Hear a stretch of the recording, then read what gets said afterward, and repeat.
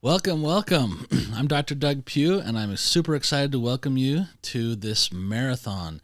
This marathon of analyzing all 11 of the new hymns and songs that were just dropped by the church in the app. We're going to look at all 11 of them today. Now, why on earth would I put you through this? Well, because I believe that one of the best ways to get to know the new hymns is to study them. So we're going to break them down musically, see how they're built, see what they're made of to help us learn them and understand them better. So I hope you join me and have some fun along the way. I'll try to keep my eye on the comments if I can. But let's dig in and let's have some fun. So we're going to start with the brand new hymn, Look Unto Christ, which was written by Sherry Manwell Boren. And I'm going to play it, and we're going to bring the music up on screen, and then we'll go through and we'll do some harmonic analysis of it. All right, let me get my screen shared properly here, and hit play, and here we go.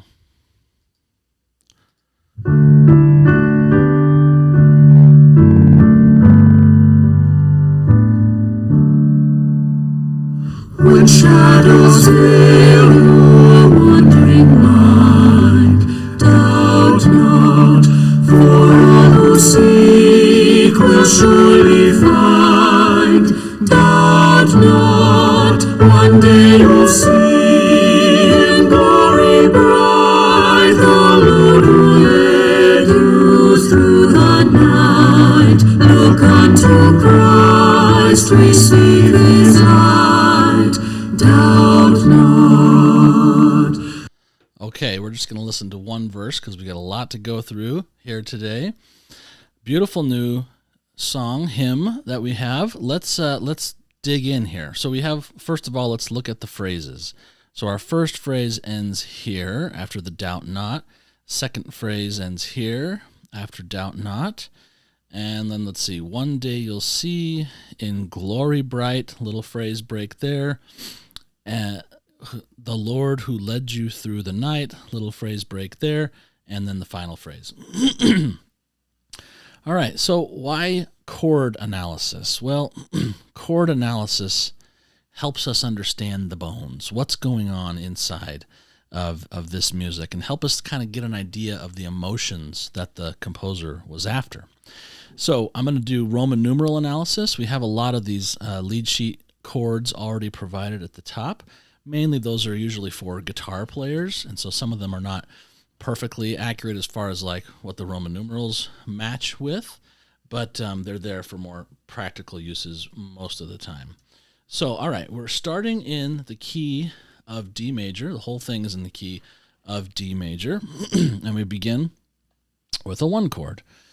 Now, this one chord continues quite a bit. We have little neighbor tones here that are not part of the chord. They're just little blips along the path to give some melodic interest. And you could call these notes neighbor tones as well, but they really make a chord. So we get a nice 4 chord here in second inversion, back to 1. Then we take that D chord and we invert it with the F sharp in the bass. So this is what we call a 1/6 chord. What I particularly like about this one is it has that E on it, which is a non-chord tone, but it's on the beat, which makes it really kind of juicy and interesting.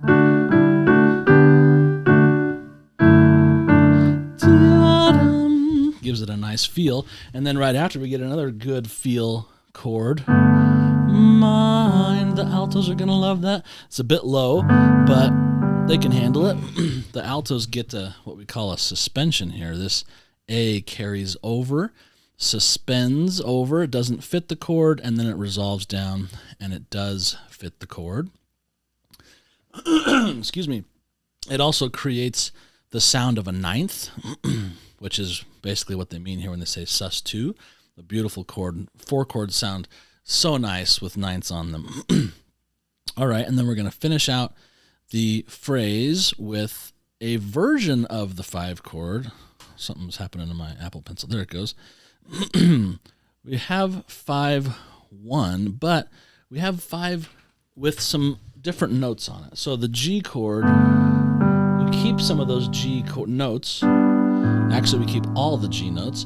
G, tenor, B, alto, D, soprano, with A in the bass. So it's like a G major chord with A in the bass, which we can also call 5/11.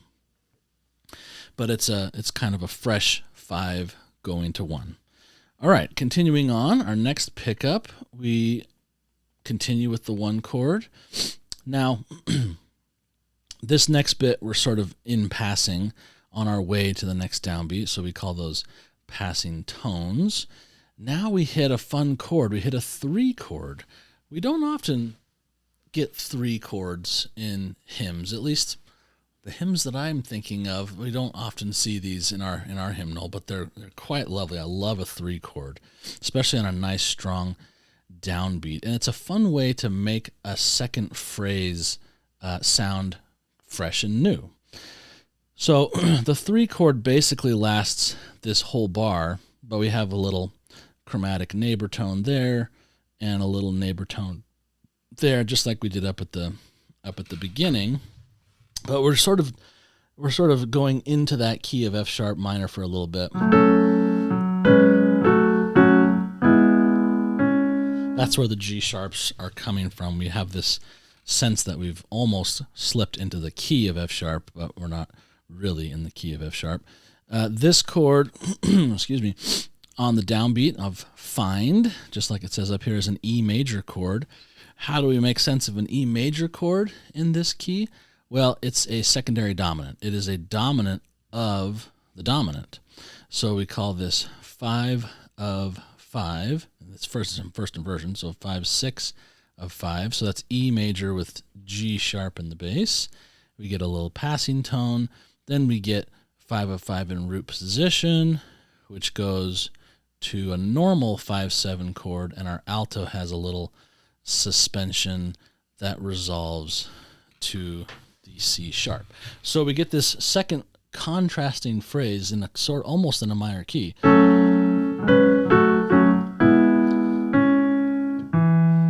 And then we're back to the normal 5.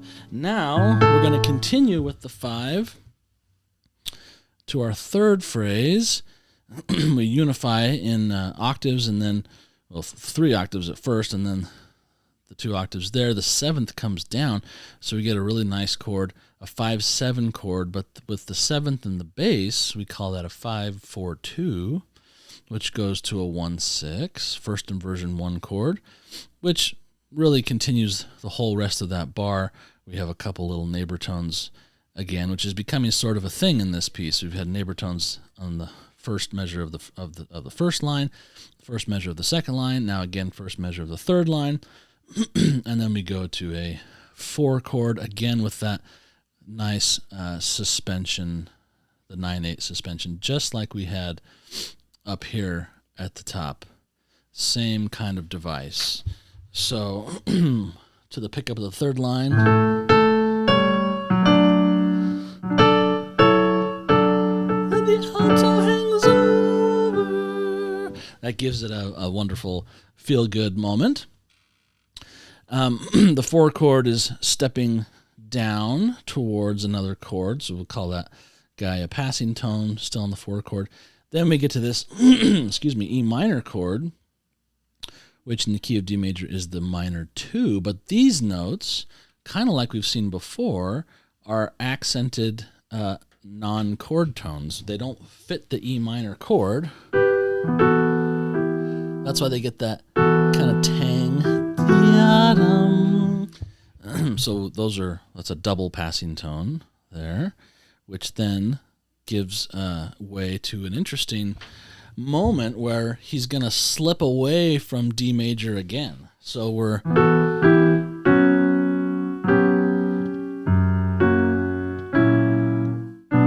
he's tonicizing B minor, or she, I'm sorry, Sherry, not a he, my apologies.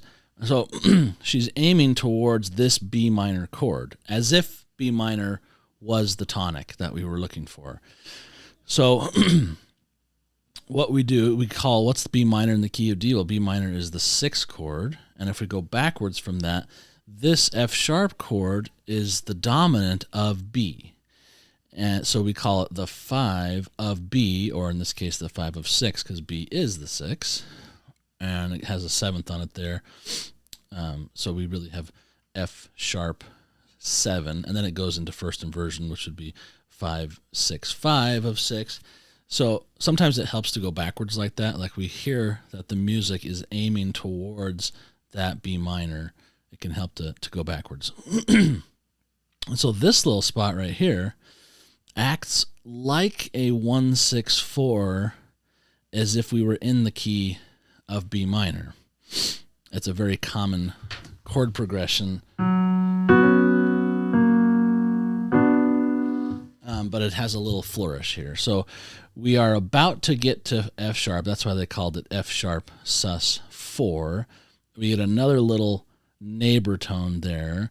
So we're basically on a version of the 5 of 6. We just haven't gotten to the full 5 of 6 until we get the A sharp. Then we land down here on the 6. But then the composer is now going to shift us back into D major. The fun of this is B minor and D major are relative keys. So it's not too much of a stretch to get back to D major from B minor because they have lots of common chords. So here we are on the 6th chord, the bass steps down. This chord here is another juicy chord. We have, yeah, the altos get the sweet spot. You know, we hear altos say a lot of the time, why do I have to sing the same note over and over and over again? Well, Sister Sherry Boren made sure that you would be happy, altos. Maybe she's an alto. I have no idea. But altos, you get a lot of fun notes here, and this is one of them. So this is a 1 chord, but it's a special 1 chord. It's a 1 chord that has a 7th. And when a 1 chord has a diatonic 7th, meaning it fits the key signature, it's what we call a major 7. But it's inverted in 2nd inversion, and the chord is voiced with this nice open 6th, open 5th, and then very emotionally poignant half step there, which is the 7th. And notice, if you zoom way in, the altos are doing a similar kind of neighbor tone shape that we've been seeing up here. See, neighbor tone, neighbor tone, neighbor tone, neighbor tone, neighbor tone, neighbor tone. So now the altos are like, hey, I want to try that. And it just so happens that it creates a really beautiful, juicy moment there. So we get our 1, it's inverted, sorry, I need to write our correct inversion symbol there, if I can get my Apple Pencil to do what it's supposed to. So it's in 2nd inversion, so we'd call that 4-3. Then we get to a 4 chord, and guess what? This 4 chord also has a major 7th on it. That's the other chord in major keys that have a major 7th. So the tenors forgot to count, and they continued the F sharp, and then resolve. And actually, to my ear, I'm going to disagree with the guitar chord up there. This really, to me, sounds like a 2 chord, which would be E, G, B, and with a D on it, so a 2-7, but it's inverted. So this sounds like a suspension to me. It carries over, it would be what we call a 7-6 suspension. So back to the beginning of that measure, we get the 6 passing down 1, 2, minor 2-7, and then back to 1-6-4 on Christ with some more. We'll get some neighbor tone action here, and we get some motion here, which is most of a 5 chord. So we'll put it in parentheses. And basically the rest of this is mostly 5 chord with some alterations. We get a little non-chord tone there. We get this nice D, which keeps the tension alive, even all the way here and all the way to the tonic. When we do not get a C sharp in this A7 chord here, which is interesting because normally the 5/7 Ti do, but instead this whole last part, receive his light, doubt not. So from Christ, the altos are teaching us that D is almost like how firm a foundation is Christ in our life, right?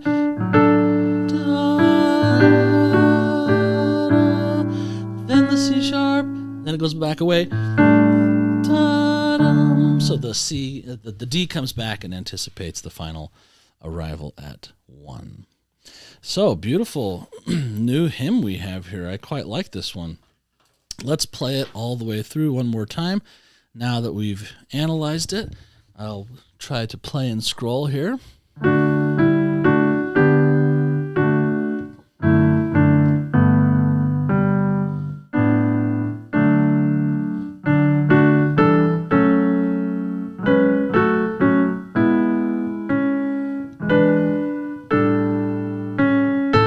Scrolling.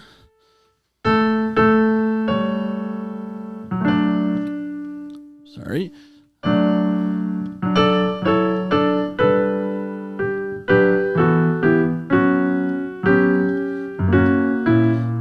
Arrive at B minor, now slipping back to D.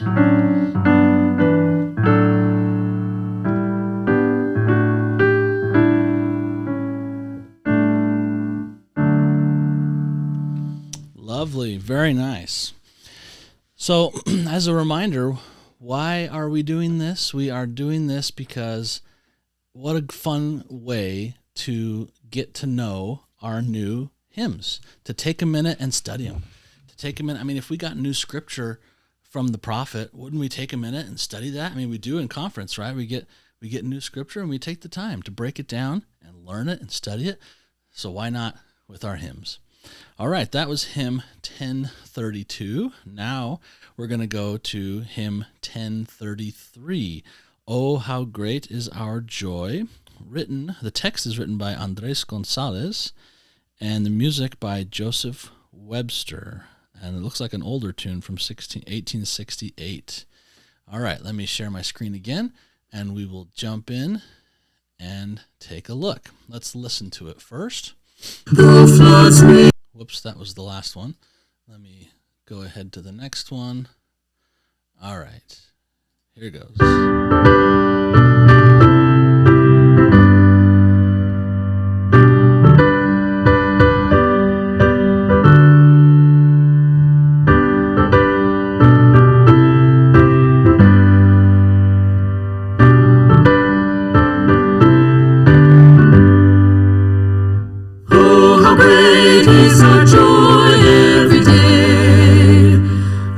We serve in the work of our Lord.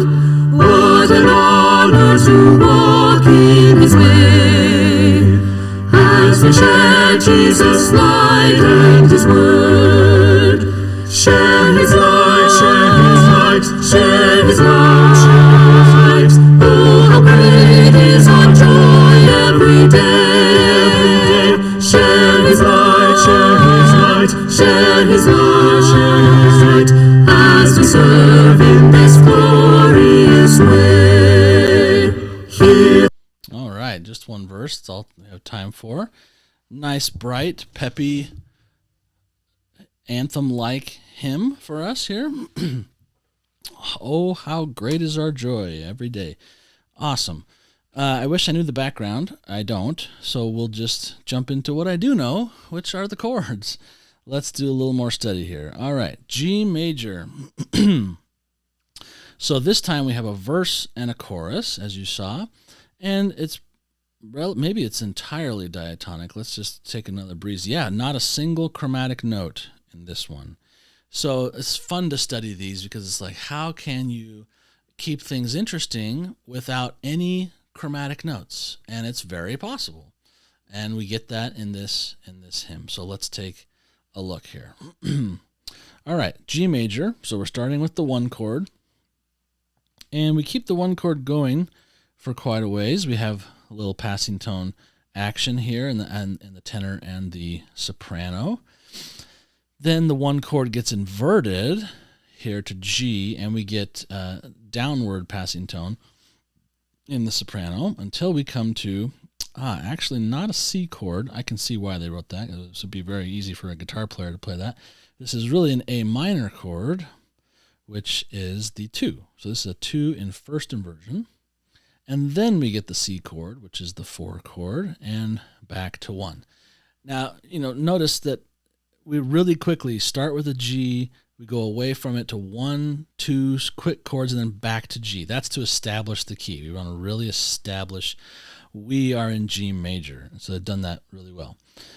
Continuing on, we get the same opening tune. Dun, ta, dum. We get it again. Dun, ta, dum, dun, dun, dun. Now we're going to elaborate on it.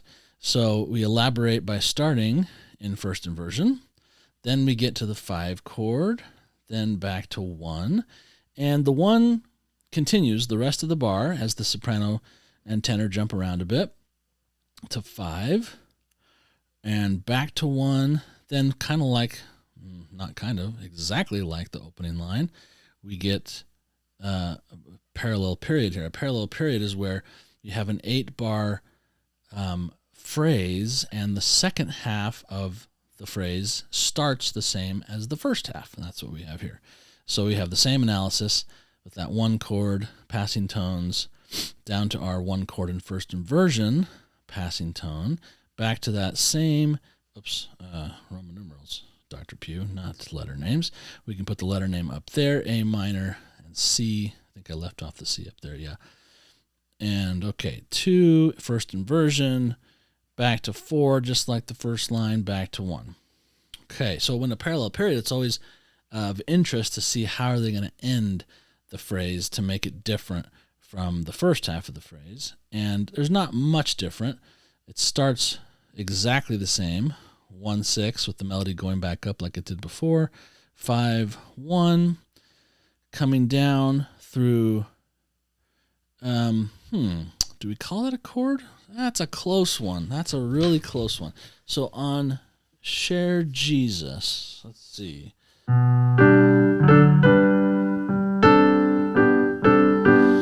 Yeah, they're kind of neighbor tone and sound. This is kind of passing tone sounding, and this is almost like a neighbor tone, but it leapt there. But it's almost like most of a D major chord on top of G. What's really happening is we have G the whole way with some embellishment, whatever you want to call those appoggiaturas or passing tones. They're embellishing that 1 chord. Back to that same A minor chord in first inversion. And then we get a traditional 1-6-4-5-1 cadence. Super common cadence. And that's not a bad thing at all. It's a very good thing, especially in a kind of a robust, bright hymn. This is a hymn that the congregation will be able to sing quite easily because we don't have tons of complicated chords.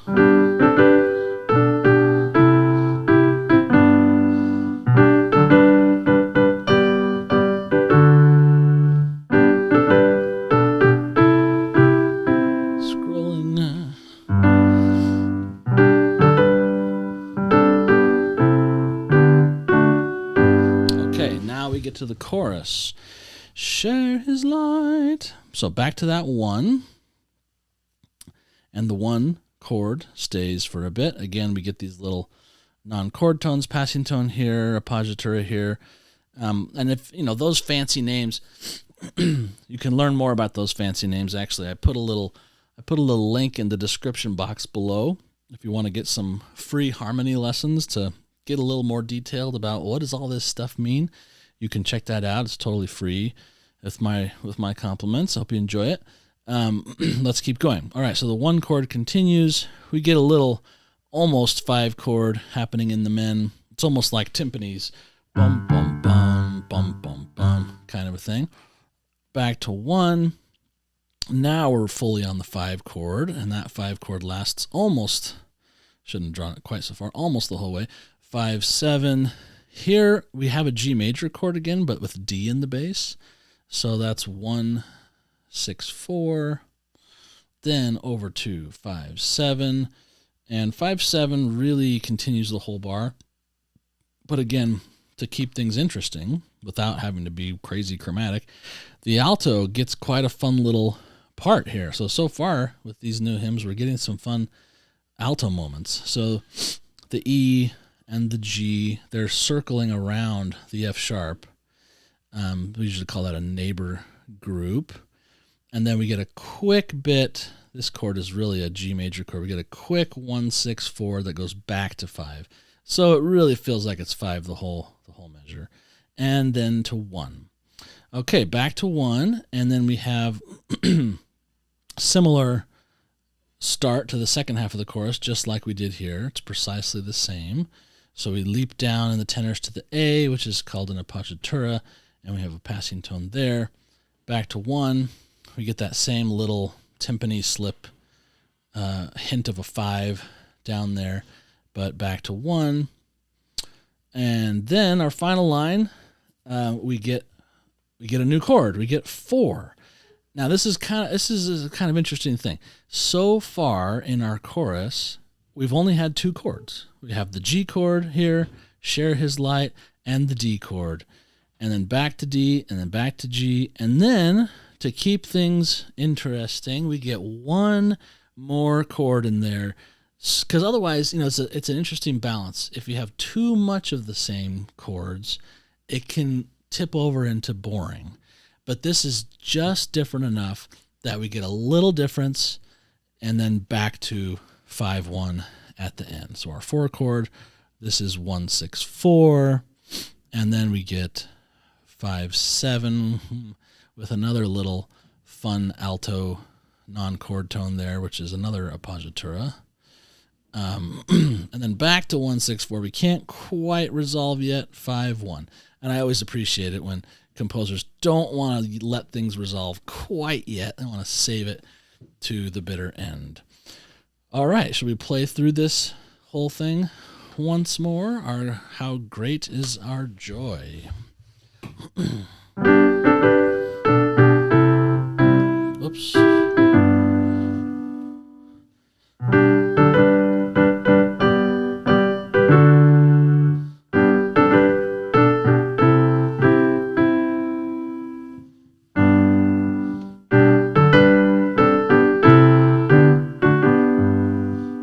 Chorus. Yeah, those are kind of like timpani.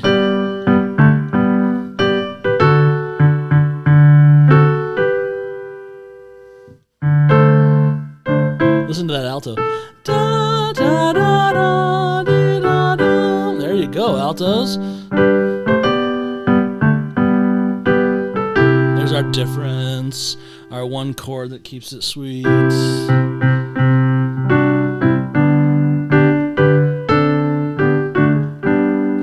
the one thing I forgot to mention was this as. We get a nice, it's really double passing tones because we're just stepping down from here to there to there. But on the beat, when you get notes that don't fit the chord, they give an extra little oomph, a little juice on the music, which is always quite nice. All right, that is hymn 1033. So if you're just joining us, you might be thinking, why on earth is this crazy guy doing this? Like I mentioned before, it's fun to get into the nitty-gritty of how this stuff works, right? We study our scriptures, we break them down, we cross-reference, we understand. Why not with the hymns? Why not break it down and see what is it that makes it sound this way? What is it that makes it may feel this way?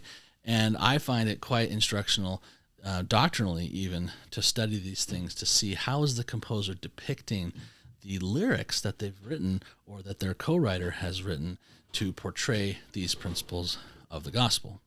And as I've mentioned before, if you're excited about learning more of these kinds of things, I've got a link below in the description. It's a totally free little crash course in some harmony ideas, and the goal is to help you come up with your own harmonization of a hymn or primary song. So the next time you play, you can personalize it a little.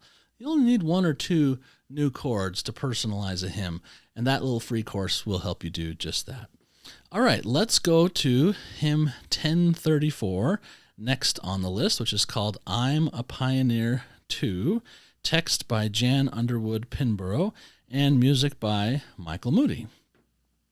All right, share my screen, and then we'll hear the recording and jump right in. Here we go.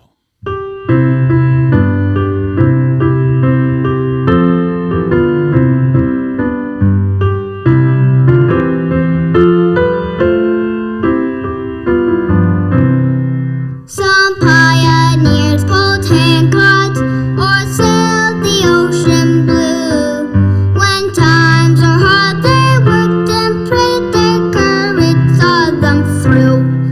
The Lord needs pioneers today, there's much that I can do. I'll work and pray and follow Him, I'm a pioneer too. They listen to the Super cute. I love how they had a child sing that. That's really fun. Okay. Fun little primary song. Definitely in the primary song category. Not really a hymn, but that's okay. We're combining things in this book. Some pioneers pulled handcarts or sailed the ocean blue. I think what's great about this text so far, and I'm seeing some more in the other verses, is that it's no longer about pioneers having to come to the Intermountain West to be pioneers. This is pioneers all over the place, whether they're from Sweden or Samoa or Kenya or Peru. This is very much in line with the church becoming such a global entity, which is a lot of fun to help everybody feel like we belong. All right, let's break it down. What's going on here? So we are in C major, and we're going to... Let's see, I was trying to see if there were any comments in the chat. I need to keep my eye on that. Okay, let's see. How many phrases do we have here? Some pioneers pulled handcarts or sailed the ocean blue, little pause. When times were hard, they worked and prayed. Their courage saw them through. That's the end of the first long phrase, which is really the verse. Okay. Then the chorus is another 8-bar chorus. The Lord needs pioneers today. There's much that I can do. Pause. I'll work and pray and follow Him. I'm a pioneer to end. Cool. All right. Let's see what's in the bones of this piece. Now, as you may have noticed when you listened, this is 2 in a row where we don't have any accidentals, no chromatic notes. And that's perfectly fine. We don't need to be wild and crazy to make some really beautiful music. In fact, sometimes the wilder and crazier we get, the less effective the music is. I remember hearing my teacher, Darwin Wolford, who was the editor of the 1985 hymn book, tell me a story about his teacher, Leroy Robertson, who wrote some favorite hymns in the 85 book. One of the hymns he wrote, though, as a 20-something-year-old, was like, let me flex my composer muscles. And it's a hymn we never sing because it's so complicated. But then much later in his life, in his 60s or 70s, he wrote a beautiful sacrament hymn, da-dee-da-dee-da-dee, upon the cross of Calvary, which is one of those beautifully simple sacrament hymns that is much more meaningful because we understand it. So sometimes flexing your composer muscles gets in the way of true sort of communication through music. So it's nice to see some nice selections that are just using diatonic harmony to get the message across, like we have here. All right, we have a fun bouncy melody. Dun dun dun dun dun dee dum. Am I still in the right key? Almost. All right, so we're 1 chord, 5 chord. If you look at the bass, it's pretty. Bum bum bum bim biddy bim bim bum. Kind of fun, bouncy bass. So back to 1 chord here, which remains that whole bar. And we get a little difference here with the 4. And we're going down in this nice kind of thirds relationship between the left hand of the piano and the melody, which is an excellent way of keeping some interest in your primary song piano parts. So mostly 4 chord. We do hit the 5 chord here in It's funny because they're right, G7 over D, but the G is missing. But it's sort of implied. So we can call this 5 second inversion, which is 4-3, which takes us back to 1. And then we get a nice big, what we call half cadence. Oh, I forgot to label the cadences in the previous ones. Maybe we'll go back if we have time. But a half cadence is like a punctuation mark of a comma in a halfway of a phrase, where the end of a phrase, like down here, this is what we call a perfect authentic cadence, which is like an exclamation point. I have finished my statement. But we're only halfway through the phrase here, so we pause on the 5 chord, half cadence, which opens the door to continue the next phrase. Before they hit 5, we have a bit of C major here, so this is what we call 1-6-4, which is a cadential kind of a figure to end a phrase. And then we go back to our 1 chord here. The whole bar is on 1. It does get inverted really quickly. Back to 4, just like we did up here. Now we get a full-on G7, so 5, 7. This is kind of a fun little, what we call retrogression. I'll explain that in just a second. But notice the motion. Whoops. So G, F, E, B, A, G, again going down in thirds. Okay, which keeps the interest and the harmony. But as it does on the end of 4, it goes to a 4 chord. Now, technically, that's a backwards progression. Usually 4 goes to 5, but in this case, 5 went to 4, and we call that a retrogression. And me personally, that's my favorite retrogression. I quite like going 5 to 4 in instances, certain instances. This one is a quick kind of passing situation, so it's not quite as strong a retrogression, but maybe we'll see another one here somewhere else. Back to a 1 chord, but in first inversion this time, and then we get it in root position. Then we get another one of those kind of timpani blows where it's all 5 chord here. This is all 5-7, but we start in second inversion and then root position, the little passing tone there, and then back to 1. Okay, we finished our verse. Now on to the chorus. And I'm always interested to see what chord they choose to start the chorus on. Some verses end with a big open door, like they pause on a 5. This one does not. This one ends solidly on the 1, and then the chorus starts on the 1. That's a perfectly good formula. Sometimes it's fun to play with, can I put a different chord in there for the downbeat of the chorus to kind of launch it with a different emotion. So sometimes you'll hear a chorus that starts with a 4 chord. But in this case, we're starting where we left off with the 1 chord. So 1, we get a 4 chord here. We have this F chord, but C stays in the bass. So we call that a 4-6-4. And then the tenors have a little passing tone, taking us back to 1, double passing tones in the ladies, still on 1, and then 1-6, first inversion, back to 4. So we got a lot of 1 and 4. Remember in the last hymn in 1033, we had a lot of 1 and 5. Now here we have a lot of 1 and 4, which is kind of interesting.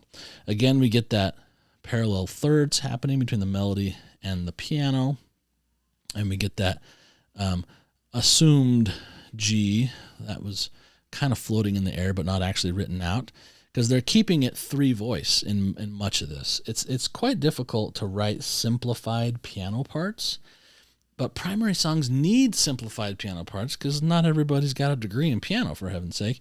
So to keep things in 3 voices is very helpful for primary pianists, which means that sometimes you have to leave notes out. And it just so happened that the root of this chord had to be left out to make it more comfortable for the primary pianist. Back to 1, and then just like before, it's like exactly the same as the end of the first phrase. We get that here. We get the 1-6-4, and 5, another half cadence opens the door to the end.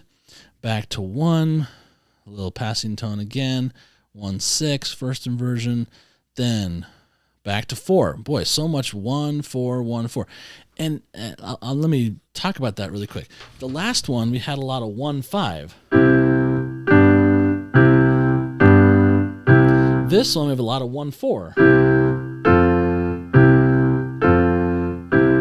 might think, well, what's the difference? It's not that different, but the 4 chord tends to be used in a softer side or a more pastoral feel in many cases, where the 5 chord is a little more sometimes militant or muscular of a chord progression. So what I'm getting out of this is the message, the Lord needs pioneers today. There's much that I can do. But using the 4 chord with the 1 chord so often gives it a little softer underbelly than sort of marching to battle. If this was, marching to war, right, onward Christian soldiers, that's more of a 1-5 muscular military kind of feel, where this is more of a gentler, encouraging feel, which the 4 chord gives you that kind of feel. So I quite like their decision here. All right, passing tones there, 4 chord in first inversion, and then we're going to end with a pretty standard 1, 5, 7, 1, perfect authentic cadence. Okay, so another good example of keeping things diatonic, not needing to be chromatic to be interesting.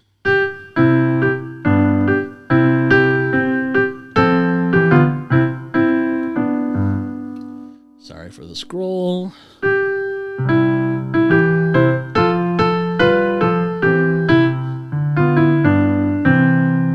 And the chorus.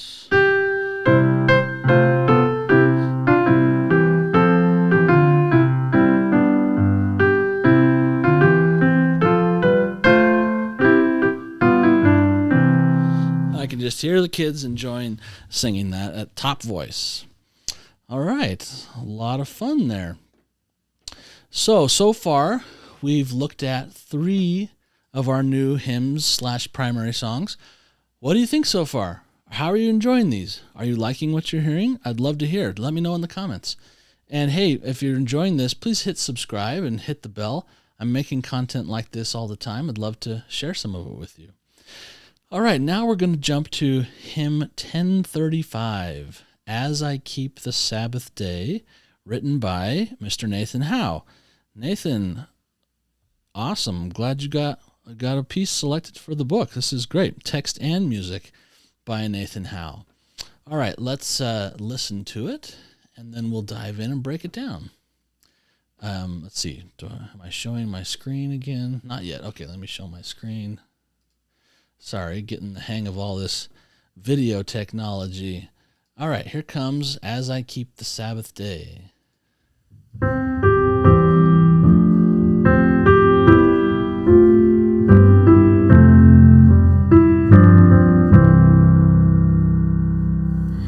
Gentle peace warms my soul when the Sabbath comes once again.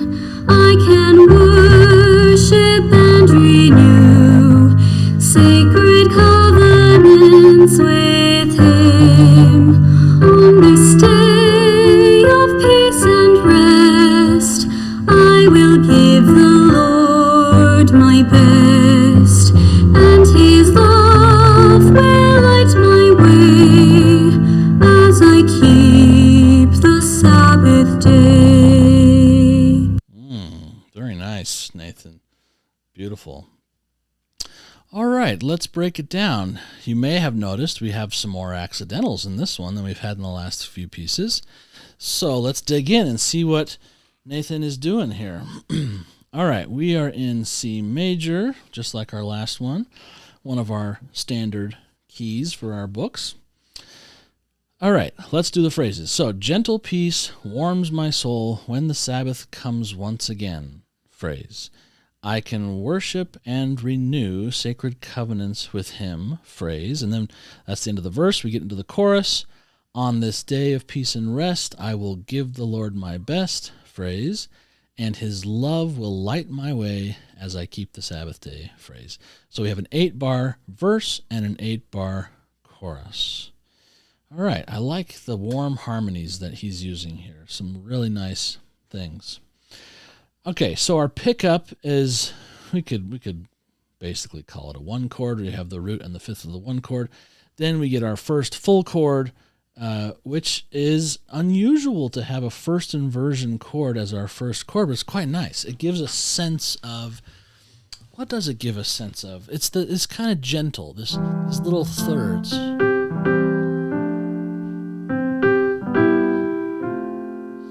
Yeah, it's a sweeter thing. It's not like boom, boom, root position, right? It's kind of a suavecito, little gentle motion, almost like a little gentle spiritual motion with those thirds moving in the left hand. It's a nice warm way to open a primary song that's trying to teach about the warmth and the delight of keeping the Sabbath. So one chord which goes to two chord in first inversion, back to the opening little phrase there. And excuse me, now we get this is an easier chord to play if you're on a guitar, but this is technically an E minor chord. So we get a 3 chord in first inversion. So, and then I'll talk about this in a second. Then we get a 4 chord in first inversion, and the melody becomes the 9th. What a fun technique. I love doing that. Okay, what's cool about this is it goes completely against traditional circle of fifths harmony. Usually circle of fifths harmony moves in fourths and fifths, but he's gone from the 1 chord to the 2 chord to the 3 chord to the 4 chord in a row. That's normally like a no-no. Why does it work? It actually works really well here, and it's because they're all in first inversion. When you have chords in first inversion and many of them in a row, you get this more kind of linear presentation of chords instead of going around the circle of fifths, which to my ear adds to this kind of gentleness that he's going for. And I think it's very well done. All right, continuing on, 1-6, still using first inversions, 4-6, still using first inversions. Will we ever get a root position chord? That's what I'm wondering. Let's see.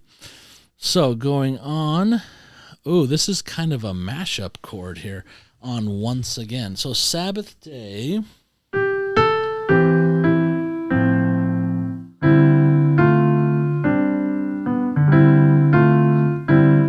If we just play that chord by itself, it's kind of like a, is it a chord? Is it a cluster? We're not sure. But when you put it with what comes next, it's embellishing the 2 chord. So really, we're getting a 2-7 chord. We have D, F, A, C, which is a 2-7. And the melody note and the tenor note are non-chord tones at first, but they're accented non-chord tones, meaning they happen on the beat, which gives it that kind of sense of, interest. What is that? And then we go to the 2 and we feel that it's a more normal chord. And hey, look, root position, hooray. And we get another root position chord at the end. Well, first our altos suspend over. That's why I have sus4. So this is a 5 chord with a 4-3 suspension and a nice half cadence to pause and open the door for the next line. So that's cool. I'm not sure if I can think of another hymn or primary song that starts with all first inversion chords and then gives us our first root positions at the end of the first phrase. Interestingly and nicely done. Now comes some chromatic interest. So a minute ago in one of the other hymns, we talked about parallel periods. And a parallel period, again, is where you have an 8-bar melody. The first 4 bars and the second 4 bars start the same. That's a very common technique when writing a melody, especially for more standard use like a hymn or primary song. So here, he does not do that. He does what we call a contrasting period. The start of the melody here is different than the melody was up here. And not only does he take us a different way with the melody, but he takes us a completely different way with the harmony. So look at all these flats. If we go through and just look at the letter names first, so we start with a nice E flat chord and a nice open position there. We get a little 9th on it as well. More E flat and then A flat and then more E flat and then F minor. It's like, wait a minute, I thought we were in C major. F minor doesn't belong to C major. Aha, but it can. So really what's happening here is Nathan is dipping into the parallel minor key of C minor and borrowing some of the chords that belong to C minor. But he happens to be borrowing mainly two chords that are major chords in minor keys. This would be the 3 chord, a major 3 chord in C minor, and this would be a major 6 chord in C minor. This would be a normal minor 4 chord in C minor, and C minor and C major share the same 5 chord.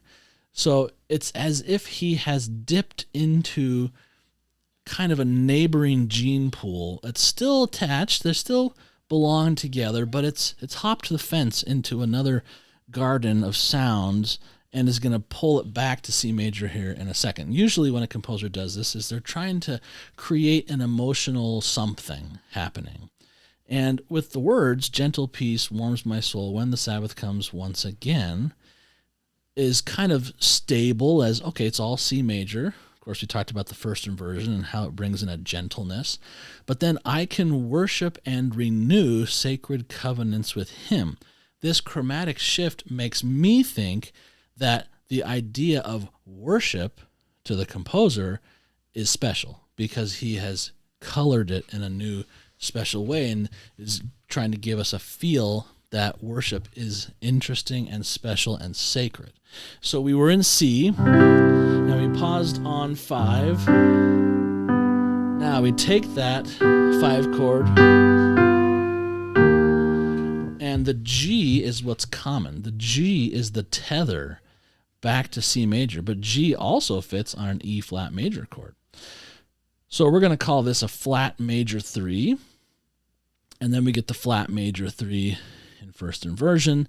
Then we get the flat major 6 with a little suspension on it there. Altos again, get some nice stuff. Back to the flat major 3 in first inversion, and then we get that minor 4 borrowed from the minor key back to a half cadence on 5, another little alto suspension there. So already in our verse, we've had quite an interesting emotional journey, and what's tethered it together is the G. And we get a lot of G in the tune. Sorry.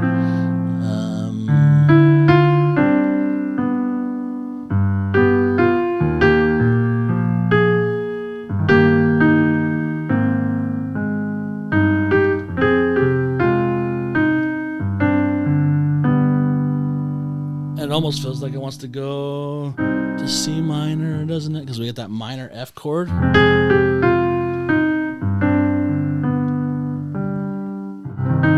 But he doesn't do that. He does the 5 chord, and then he goes back to C major and C major in first inversion. So it's reminiscent of what he did up here. But now the chorus. On this day, now we get a full-blown root position 4 chord with a nice appoggiatura, or which sounds like a 9th, because it is, and going on 5, A minor, what key am I in? C major. Okay, so we have minor 6 with another suspension. And if you're not familiar, I keep saying suspension. If you're not familiar with that, what it is a note from a previous chord that belonged to the chord carried over. Now it does not fit the chord, and it sounds dissonant, or that it needs to resolve, and then it resolves down. That's what a suspension is. It suspends over to the next chord. Okay, now back to a 1 chord, but a 1 chord with a special note on it. A 1 chord with a 7. So I have a 1 chord. It's in first inversion, and it has a major 7 on it. Okay, F chord. Now we get G, which is 5, and we look, another suspension. We like suspensions in this one. And then we get a nice little anticipation, meaning we resolved a little too early, which is often a wonderful technique to get a little juice in before the end of the phrase. And now, we expected that by this point we would go back to C. But Mr. Howe pulls the rug out a little bit from us, which is quite nice. So from the start of this line, so we have that turn to 6, 5, 6. We get the tenor and the alto. We think it's going to go there, but it doesn't. Now that's quite interesting. Normally when you would do this, see this is a 5 chord, you would do what you did here. You would go 5, 6, which is a deceptive resolution, and he kind of does because he goes G to A, and the C belongs to that chord too, but instead he actually uses an F chord here. So we get the bass motion of a deceptive resolution 5 to minor 6, but it's actually a retrogression like we saw in one of the previous hymns where he goes back to the 4 chord, but he goes to 4 chord in first inversion with a 9th on it. So it's a little surprising, but quite warm and fuzzy. And then the bass steps us back down to yet another 1-6. Let's see, did we start every line on 1-6? No, okay. So 3 of the 4 lines start 1-6. 1-6 here, 1-6 here, 1-6 here. And each of them go to, this first one goes to 2-6, which is almost 4. So they go to a subdominant kind of flavor. Back to 4 with a 9th on it again here, which is a very warm, lovely sound. Back to 5, and another turn to 6, just like up here, with another suspension. Oh, that's an interesting one. Okay, so again, we get a C major chord here, but it has that major 7th, just like we had up here. Okay, so we have another 1 chord with a major 7, but this time it's in second inversion. Then back to 4, and a fun bit of a mashup chord there. See, we have G. It should be, traditionally should be GBD, or sometimes GBDF. But here we have G, F, C. So this is, we have a 5 with a 7th, but that C is an 11th. So 5-11, which is missing a 3rd, and then 1. We saw that in a previous hymn. It's kind of I don't know if New Age is the right term, but it's that kind of new harmony, new tonality feel. It almost combines the 4 chord and the 5 chord together. This is quite a lovely one. Let's play the whole thing.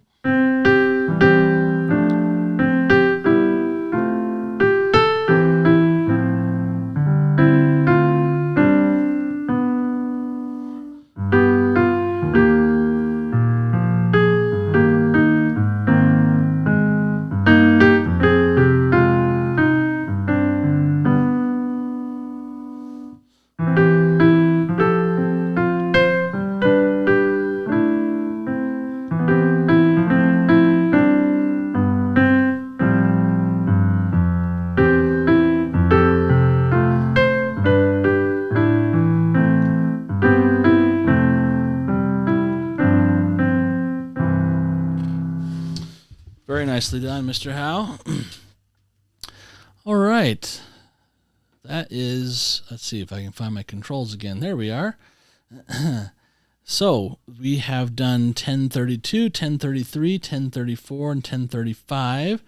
Now we're going to move on to 1036, read the Book of Mormon and pray. And if you've just tuned in, we're going through all 11 of the brand new hymns that dropped this week to get into what they mean and what they feel like reading scriptures or like reading conference talks. It's helpful to break it down and see what's going on and get a sense of what's in the bones of the music to appreciate it more. So I hope you're finding this fun and interesting. If you have any comments or questions, please feel free to drop them in the chat or in the comments below, and I'll do my best to respond. And if you want to learn some of these techniques yourself, there's a link below in the description box that's got a little free course in there for you to help you learn how to add some chords of your own to any hymn or primary song that you are playing. All right, read the Book of Mormon and pray. Hymn 1036. Text by Teresa Toon Barlow and music by Teresa Toon Barlow. Excellent. All right, let's have a listen, and we'll jump in and analyze.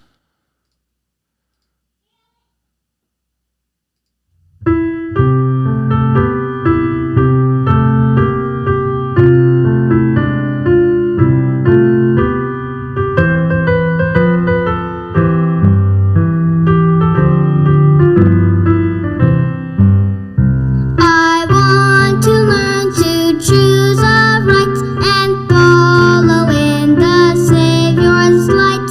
And I want to know the gospel's true. With faith in Christ, here's something I can do. Read the Book of Mormon and pray. Every day, every day, every day. God will bless me with His power. Teach and guide me hour by hour when I read the Book of Mormon and pray. Every day, every day, every day. That is so fun. Every day, every day, every day. That's really great.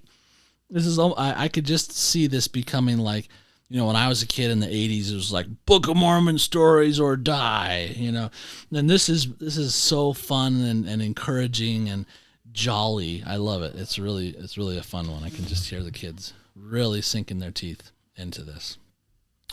All right. Apart from that bouncy fun melody, we've got some interesting harmony things happening here too. First, let's go through and mark our phrases. I want to learn to choose the right and follow in the Savior's light. Phrase. And I want to know the gospel's true. With faith in Christ, here's something I can do. Demonstrate our faith. I can read the Book of Mormon. So that's the end of the verse there, and then we get to the chorus.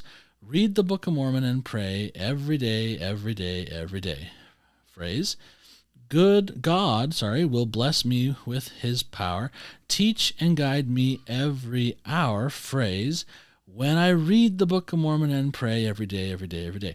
Oh, interesting shape here. Kind of unusual, but I think she pulls it off. So what's happening is we have an 8-bar verse, and then we have a 12-bar chorus. That's unique. It's very common to have 8 bars, or 16 bars, but we have an 8-bar verse and a 12-bar chorus. And the verse is in kind of 2 short phrases, 1, 2, and the chorus is in 3 4-bar phrases, 1, 2, 3. And let's see if we can figure out why that works as we go through our analysis here. All right, let's see if I'm in C major. There we go. I want to learn to choose the right. Okay, it's fun. It's fun to have a melody circling around the 5th scale degree. It's different than hovering around that 1st scale degree. It gives a sense of lift, like we're up. It's an upper. We need to come down at some point to end, but it gives it a sense of lift, which is fun. All right, C major. Now I want you to notice this fun little tenor line. I know it's a primary song, so it's not really a tenor line, but I'm a tenor, so I'm calling it a tenor line. All right, we get B down to B flat, down to A flat, down to G. So we get this nice, fun, chromatic, downward thing going amidst a very diatonic, fun, bouncy melody. So we start with the 1 chord, C major. We really keep that the whole bar. We get a major 7th here, so that's why they have the C major 7. Now here we get, it's not quite a sense of F major, but it's almost, because again we have mostly a 3-voice piano part.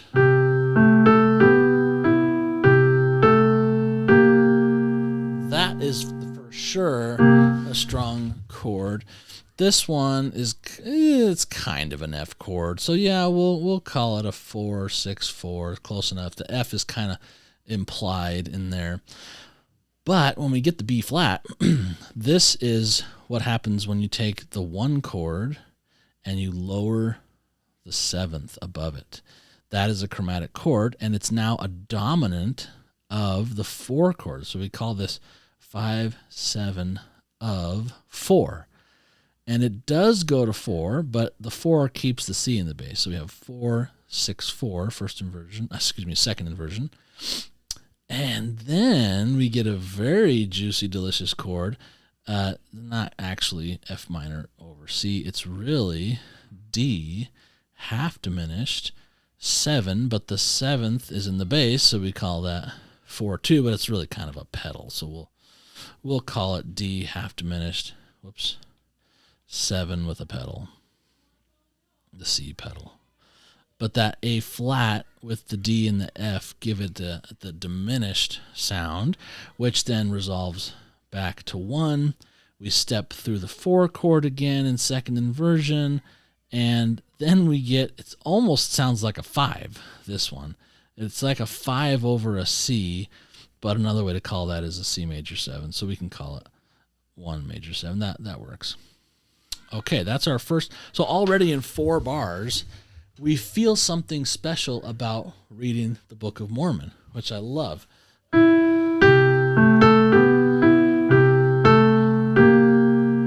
get on the right, choose the right.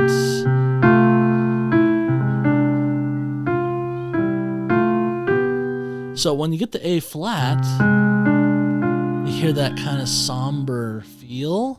That's the diminished sound. And I think it's really nice that she chooses, it is she, right? Let me check again. Yeah, Teresa. Okay. It's really nice that she chooses to do that on this text and follow in the Savior's light. And how did the Savior get his light? At great cost. So this little D, half diminished 7, we get a sense of the cost of his light, the sacrifice that he had to make to give us his light. So very tastefully, subtly done. Now we get back here. We're on a 4 chord, then 1, 6. Now we get to our dominant. Is that our first dominant? Yes, our very first dominant, and it's inverted. And again, this is one of those sort of implied, because the G is there. There's no G on the beat, but we get it right there. So 5 with a 7th, and in second inversion. So 4, 3. And then back to 1. And now we're going to have some more fun with some more chromatic notes. And this one is raised. So up here we had lowered chromatic notes, flats, and now we get some raised ones. And we get sort of the quintessential raised note, which is the 4th scale degree, raised to F sharp, which is the leading tone of G. So it's like we're headed towards G major, and when that happens, we call this the 5 of 5. A little passing tone in there, and more 5 of 5, 5, 7 of 5, and then 5. So why would a composer do this? Really what's happening here is this chord would normally be a minor 2 chord, which would be a D minor chord.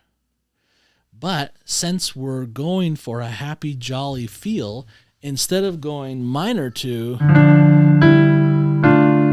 we get this. It's happier. It's jollier.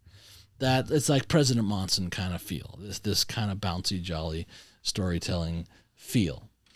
Okay, and then so it heightens the arrival to the 5, which then tips us into the chorus, where we start with a 1 chord in first inversion, and oh, look here, we only have 2 voices, single notes here, single notes here, yet they make chords. So we get a 1-6, we get a 2-6, we get it's kind of a 3-6, but it's also kind of a C. It's ambiguous because we don't have all the notes. We'll call it a 1 chord in second inversion because the C is kind of still hanging in the air. To a 4, back to 1 in first inversion, and then 1 in second inversion, and then back to 1 in first inversion, and then a 2-7 with a striking note on this fun every day, every day, every day. So pray. Oops. Yeah, that's right. What a fun progression.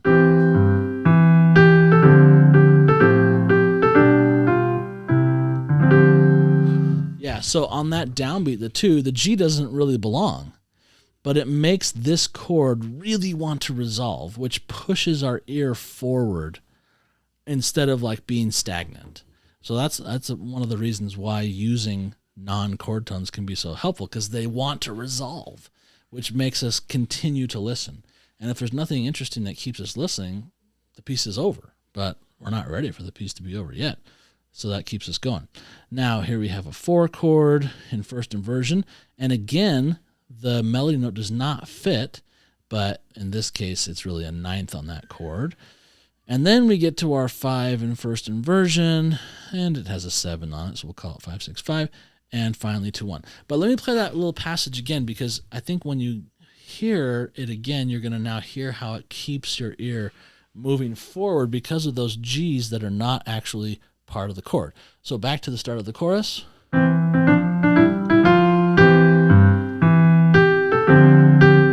So we got to hear how that's going to resolve.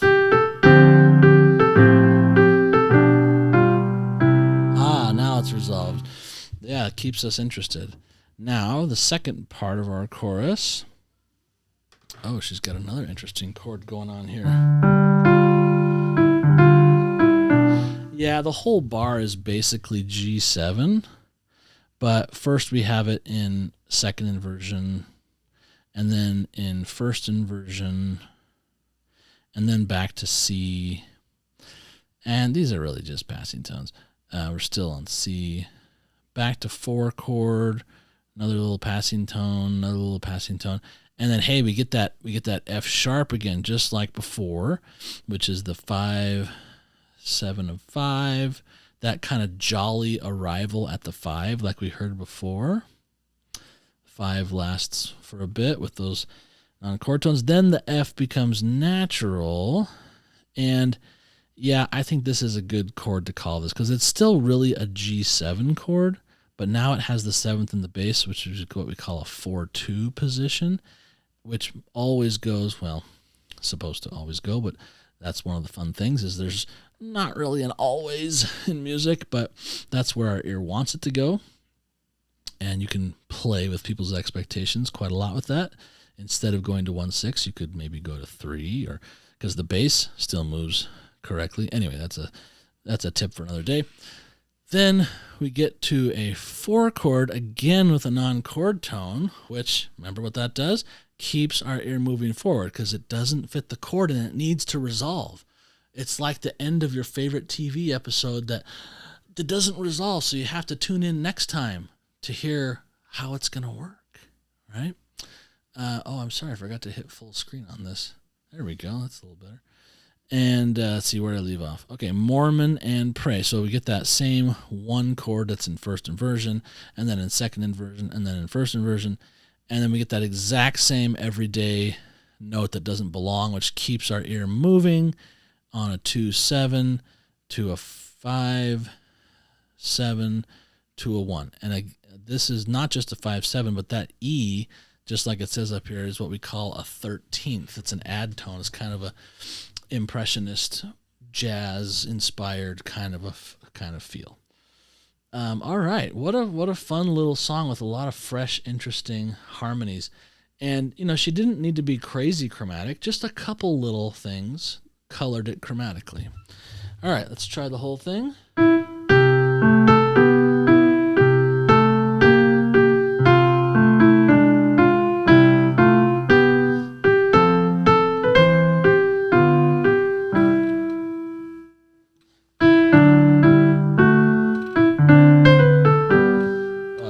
Dots. Dum ba dum ba dum. Read the Book of Mormon and pray. Whoops, pray.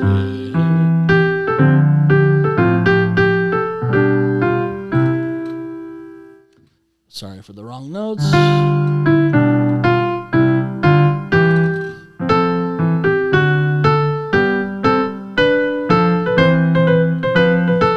Yes, you hear that B wants us to keep listening.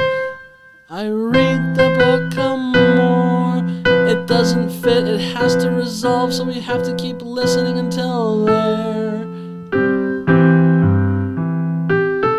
Doesn't fit the chord, have to keep listening. Doesn't really fit the chord, even though it kind of does because it's G13, but it keeps us listening to there. So finally the tension releases. And that is the essence of composition, tension and release, and how interestingly can you create tension and hold on to it until it finally releases. And it's done in a really nice way here in hymn 1036. All right, cruising right along with our little marathon here. We've now finished 1032 through 1036, and we're going to move on to 1037, which is called I'm Gonna Live So God Can Use Me. Now, why are we doing this? Because it's so enjoyable to study, right? When we really get excited about the scriptures and we dig in and we take our time on a verse and we find a word that connects to a verse somewhere else, boy, does that open up things. Just the other day, one of my students in our primary songwriting workshop, where we spend 8 weeks together and we write primary songs together, she made the coolest connection while she was writing lyrics. She's writing a song about the tree of life. And, in the tree of life vision, the iron rod is the word of God. But as she studied, she was in Alma 32 later, and realizing that, we plant the seed and wait for it to grow. But what is that seed? Well, it's a seed of faith on the word of Christ. And the connection between faith and the word being the iron rod and holding to the rod to get to the tree of life. What a cool connection, right? Like, we've all had interesting connections like that when we study our scriptures, and that's why it's fun to study the music, to break it down and see what connections can we make. How did the composer make the text have a special feel? It's because of the choice of the musical ingredients that they put together. So I find it very exciting and instructive, and even doctrinally instructive, to break these down and study them.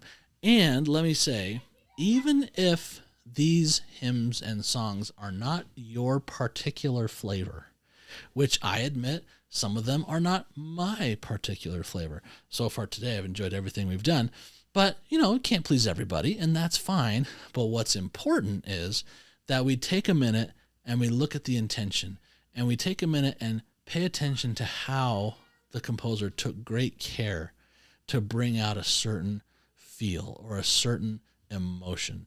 It's like in General Conference. We hear talks on the same topics over and over and over again, and they're different flavors. And sometimes we need Elder Holland to say it, and other times we need, Elder Anderson to say it, and other times we need Bishop Cassé to say it, and we just hear it differently. And so even if some of these songs and hymns are not your flavor or your favorite kind of thing, let's look past that and let's find the deeper meaning. And let's look at the global church and think, how is this going to help people in Africa, in the Philippines, in France, in wherever, right? Because it's more than just old school anymore. It's now a global church, and we're reaching out to the whole world. Diatribe over. If you're enjoying this, please hit subscribe. Please ring the bell so you can get more content like this. And if you want to try some of these harmony techniques out, I've got a free little crash course for you. You can click the link in the description below. It'll help you add some chords of your own when you are playing the hymns or primary songs. All right, let's jump back in, and we're going to look at hymn 1037, I'm Gonna Live So God Can Use Me, which I think is a African-American spiritual. Yep, it sure is. All right, let me share my screen, and we'll have a listen and then jump in to do some more analysis. All right, here goes.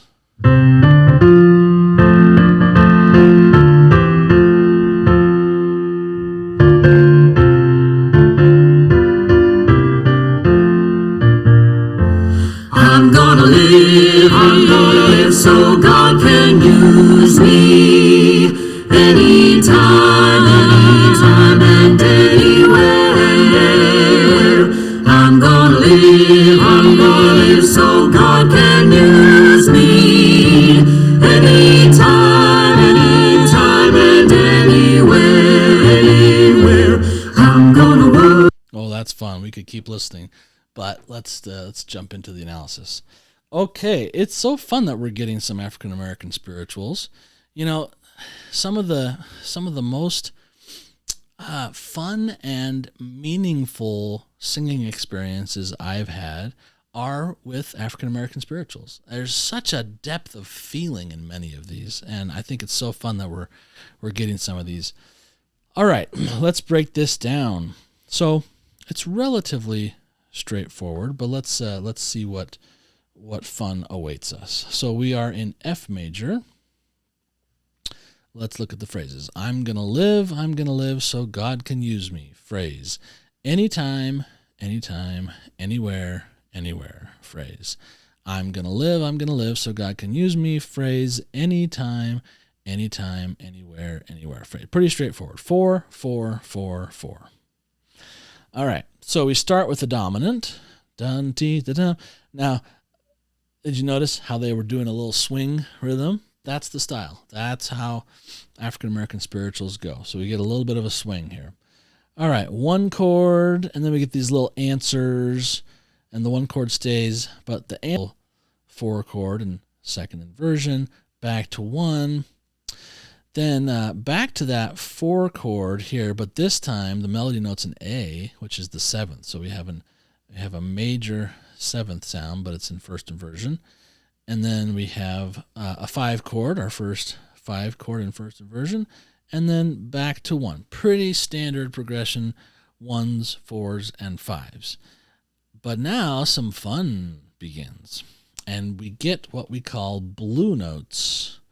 We have these E flats coming in to color our tune. So this is very, very much in the style of this music where we get flatted 7ths, which is what happened, with gospel music, and that's where rock and roll borrowed these feels from, and that kind of language was born from the African American spiritual.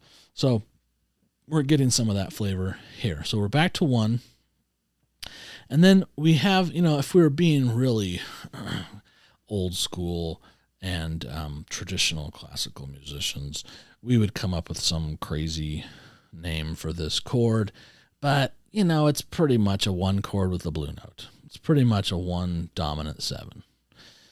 So we'll just leave it at the F7. That's the best thing to call it. Okay, then we get to a 4 chord with another little blue note, and because these blue notes are combining with the B flats, we get a fun chord that we get a lot in blues and rock and roll and African American spirituals, which is the flat 7.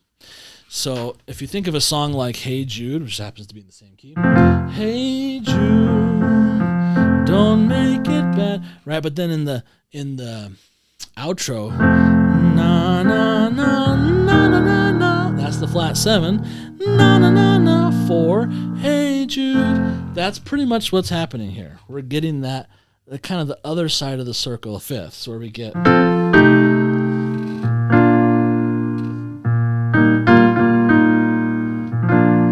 okay, so 1, 4, flat 7, and some more 4 here, 4, 6, back to 1. We get a bit of the 4, 6 again in here, back to 1. Okay, then it starts over just like it did before. Dum da da dim, back to 1. Dum da da dum, with the 4, 6, 4 in there, back to 1. So this is identical to before until we get over here. So we have that 4 chord here that has a major 7th on it and D in the bass. 5, 7, first inversion. So 5, 6, 5 to 1, and then a fun change of pace. So we're tonicizing D minor, which is the 6th chord. So we call this 5 of 6, and it's in second inversion. The bass is stepping down. So this is what we call a 5-4-3 with a passing bass to minor 6. 5-4-3 of 6 to 6. And back to 4 in first inversion with a 9th on it this time. And then back to 1 second inversion with a little a little bit of the, let's see, what key am I in? F, yeah. With a little bit of that 6 chord again.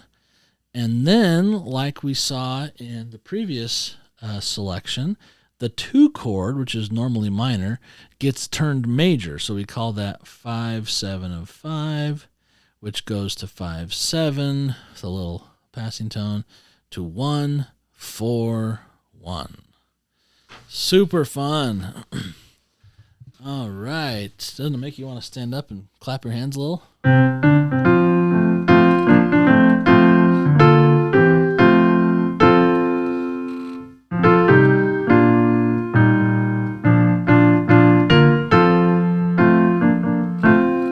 Scrolling.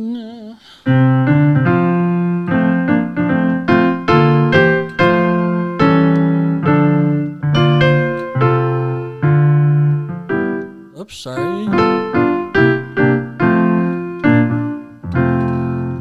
Nice. All right. That is hymn 1037. And next, we are going to look at hymn 1038. So, what are you enjoying so far? What is your favorite? Which one of these really lights your fire so far? And maybe which one is not your favorite? But let me challenge you. I remember I had a lesson in grad school where I came in and we were talking about a certain composer who shall remain nameless. And I was like, oh, I hate this guy's music. It's terrible. And my teacher very wisely said, well, why don't you like it? Can you give me technical reasons? And I was like, no. I was just kind of like spouting off that I didn't like and kind of complaining. He said, I don't want to hear that again until you can come back and give me 5 technical reasons in the music why you don't think this is good music. That was very instructive, and I did. I went to the library, I found this particular piece I was thinking about, and even though I still don't particularly like it, I studied it, and I got into it, and I did pinpoint things that I didn't like, but I also picked up on some things that I really did like, and that, in fact, I have used in my own music. So, just because something is not your flavor doesn't mean you can't learn something from it. And isn't that true of the gospel too, right? He teaches us correct principles and we govern ourselves. So don't just discount something because it's not your flavor. All right, if you're enjoying this, please hit subscribe. Please hit the bell so you get more content like this. And please leave a note down in the chat or the comments. I'd love to hear your thoughts. Okay, we're going to jump to hymn 1038, The Lord's My Shepherd. Let's share the screen, have a listen, and then we'll talk it through. Whoops, that's the last one. Here we go to the next one.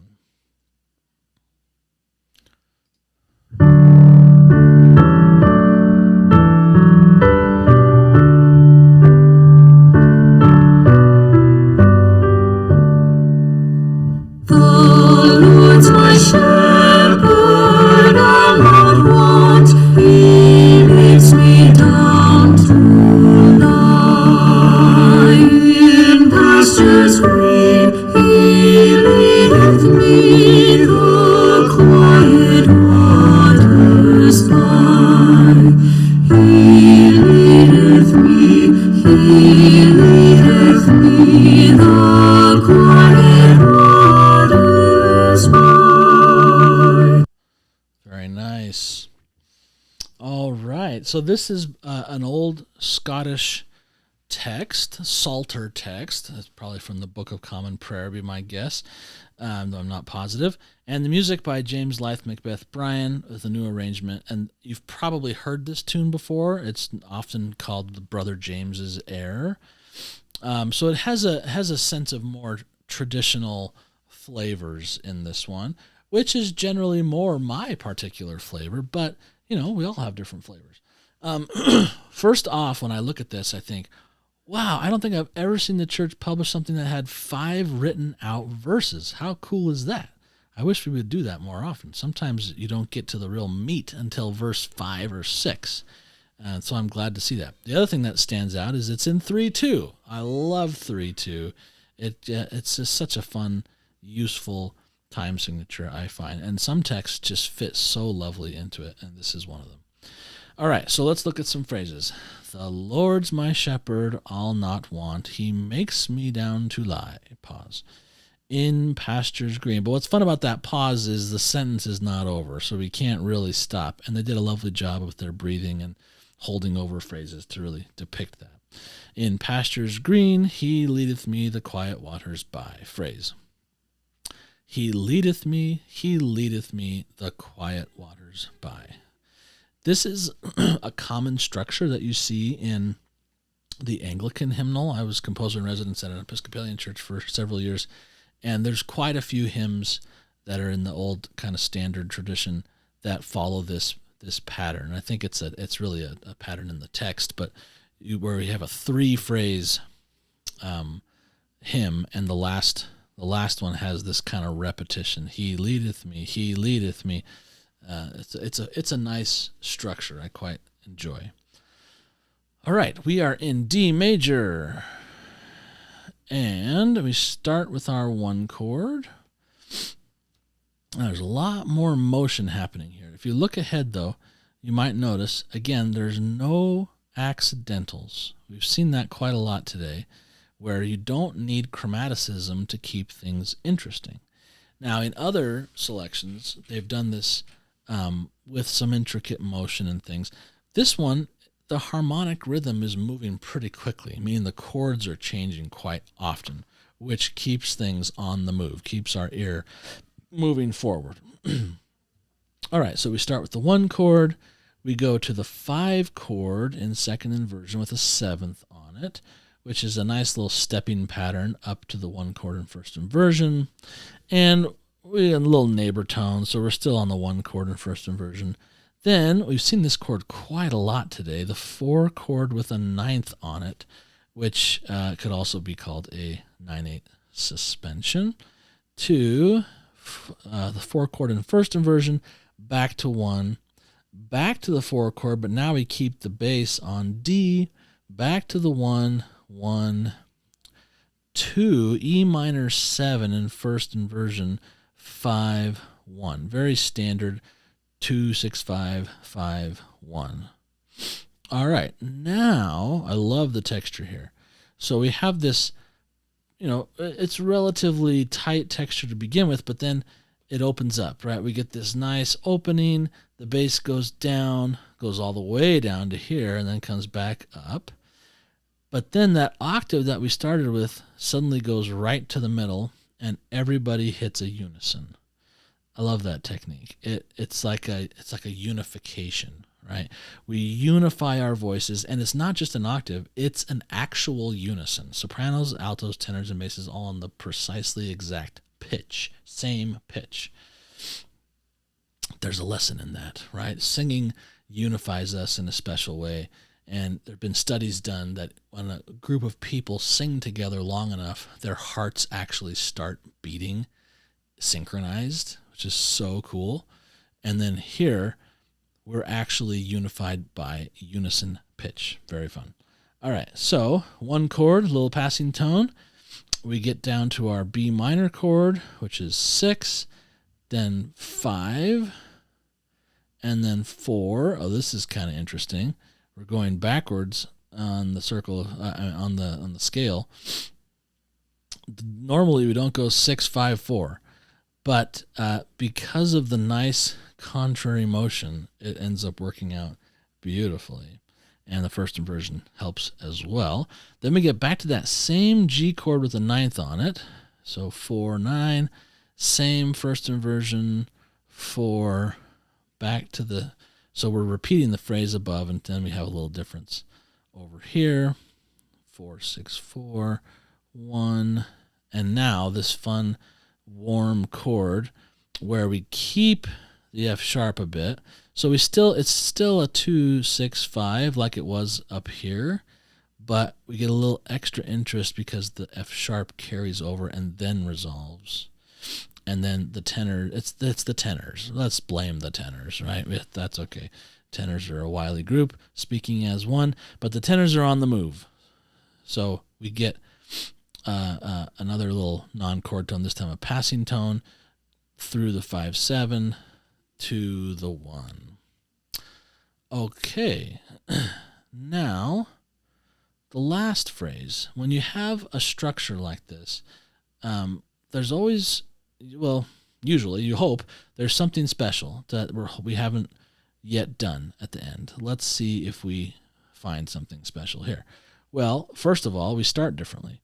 The first line, we start with the 1, we end with the 1. The second line, we start with the 1, we end with the 1. The third line, we start with the 5. Okay, so immediately we have something a little different, which is nice. Keep it fresh. Passing tones up to 1/6. Back to a 2 chord. Now, this little note, you could call it a passing tone, but it actually makes a C diminished chord, which is 7 diminished 6, which goes back to 1. That's a fun little passing tone, which makes a dominant sounding 7 diminished. And then back to 1/6, and okay, 6. We've had a 6 before, but one time at the start of a phrase. Now we get it in the middle of the phrase to 5. And I think what's special about this ending is the tune. Da, da, da, dee, da, da. It goes right back up to the top.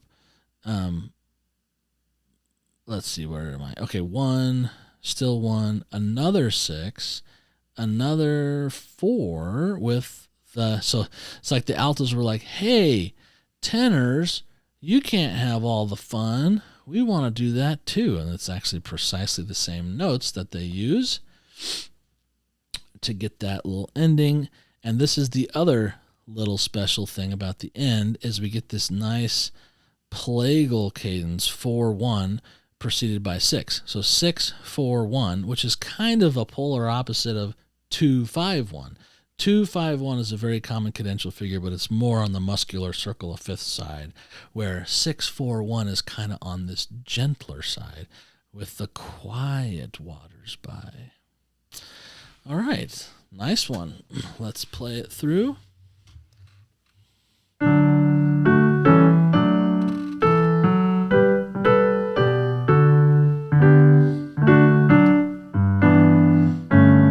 Sorry, unison.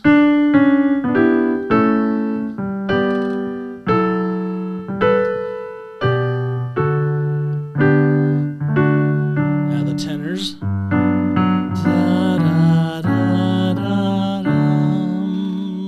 Altos are going to get back at us in a second.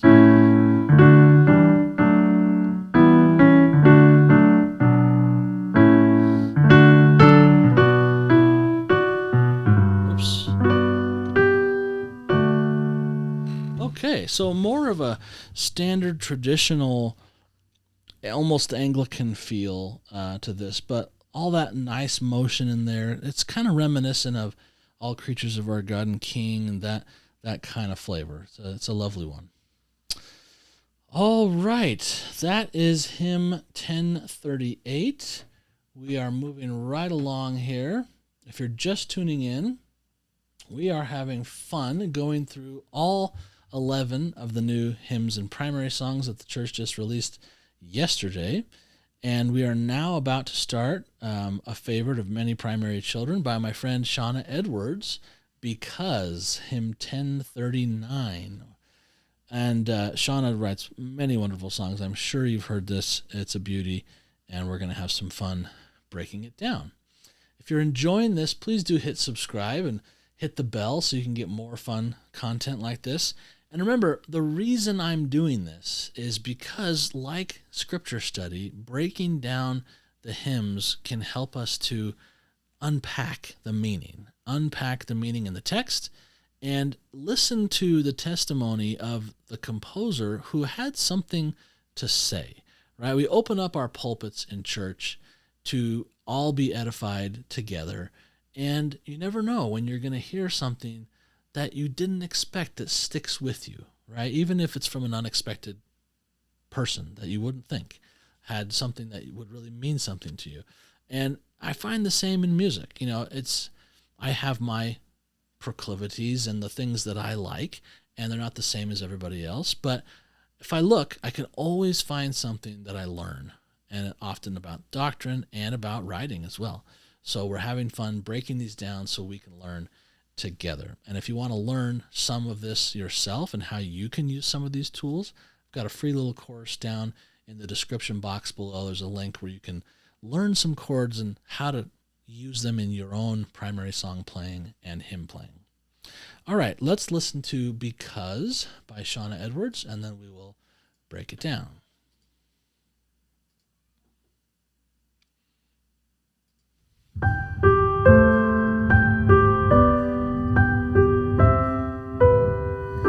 Because he walks the path, I know the way. Because he calmed the storm, I'm not afraid. Because he made the lame to walk and caused the blind to see, and blessed the children one by one, I feel his love for me. And I will praise forever the Savior of the world, and I will sing together with all the saints on earth, because he gave to me everything he had to give. I breathe, I see, I hope, I love, I live.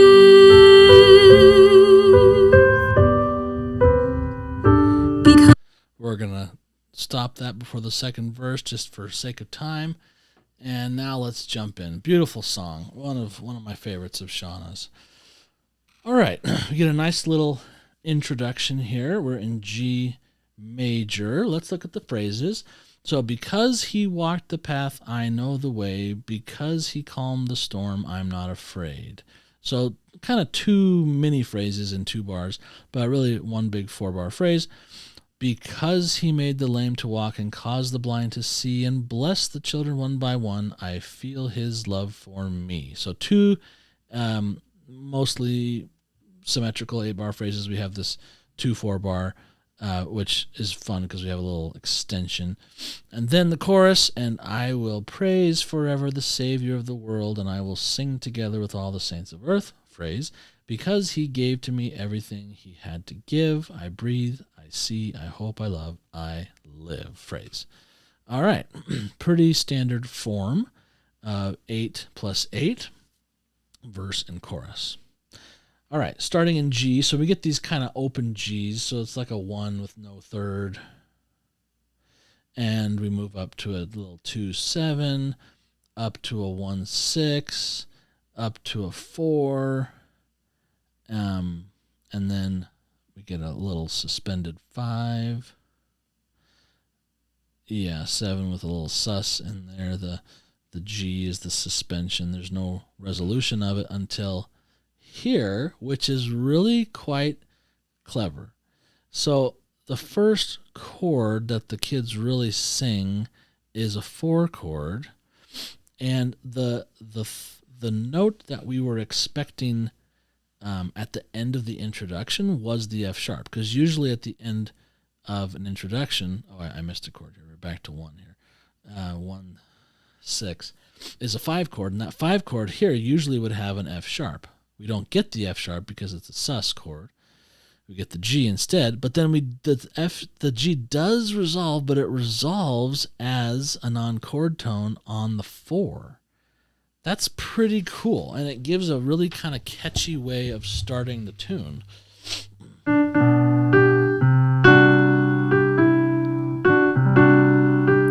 We need it to resolve, right? And it does there. It gives that sense of yearning and needing to resolve, which we like so much.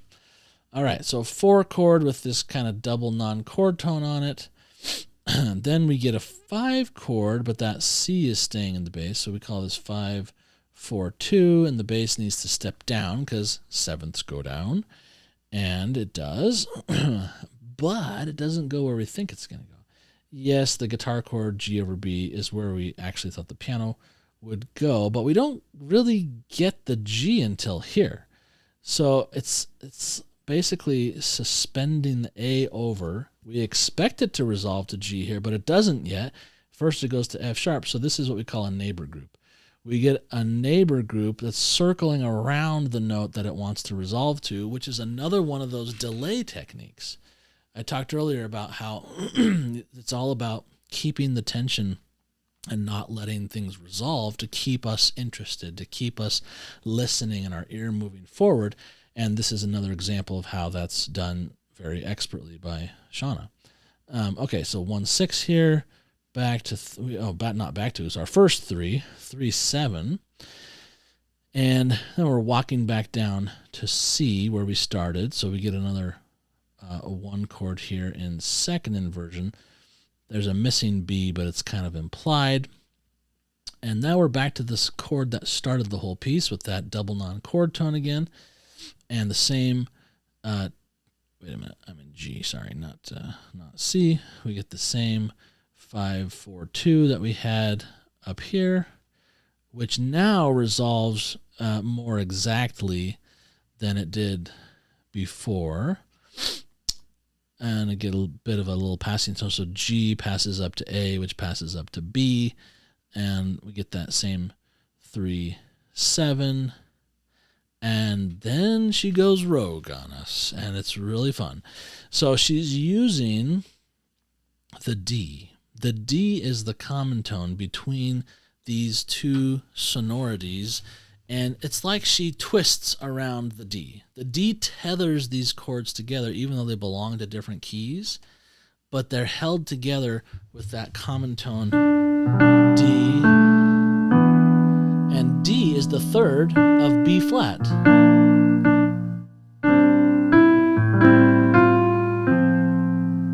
Oh, and so she's keeping the F natural.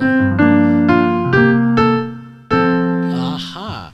She's basically pivoting to the key of F major. That's a slippery move to go from G major down a whole step to F major. Now it's just temporary.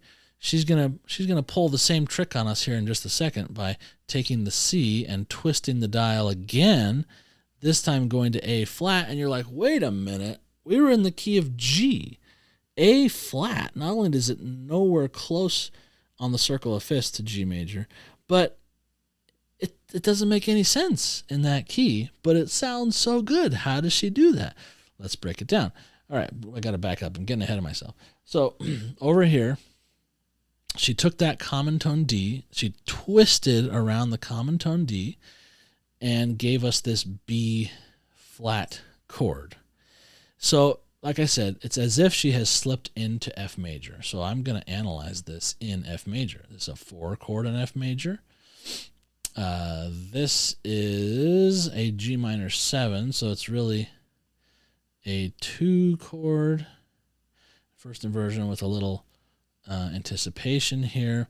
And still in F, we get, oh, she's tricky. Okay, this is a fun little ambiguity moment. It's like, which chord am I on? See if you can guess. And she's sort of tricking us a little bit. Right on the beat, we get an A minor 7 chord. But as soon as we get the F, it changes. And now it's an F chord with a 9th on it with A in the bass. And this is definitely an F chord. So she's having fun with these inner voices and being very slippery with these chords. It's really fun. So it's probably best to do what they set up here and call the whole thing F major with A in the bass. But if we're being really, really persnickety, we would call this in F major a 3-7 going to a 1-6. But it's probably all F. Okay, and now back to this 2 minor 7 root position, 5-7-1. Okay, so backing up, we were in G major to begin with, but our first principal chord of G major was the 4 chord. So already from the very beginning of the piece, the rug is starting to slip. It hasn't been pulled out completely from under us, but we're on the move. And I wonder, I need to ask her sometime, but I get the sense that these chords came because they depicted this feel, some kind of special feel of witnessing him walk a path, knowing the way, and sometimes that path and that way twists and turns, and we may not see a few steps ahead, but if we hold on, he's going to lead us. So she's taking us through these different harmonies to keep us on this path. Where are we going? Where are we going? But we hold on to him, and he leads us there. All right, so we get to this authentic cadence in F major, and then she pulls the trick on us again. She takes the C, she repeats it, she twists around on the C to get to this A flat major chord. Now, where is she going with all this A flat stuff? So she cadenced in F.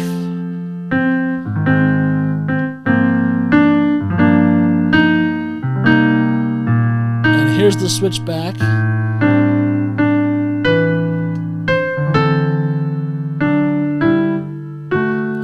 Now we made it to the 5 of G major. And then we're back in G. Okay, so what a trickster, what a trickster. The question is, which key do we analyze this in? Let's see if we can make up our minds here. Let's play that one more time. So we're on C.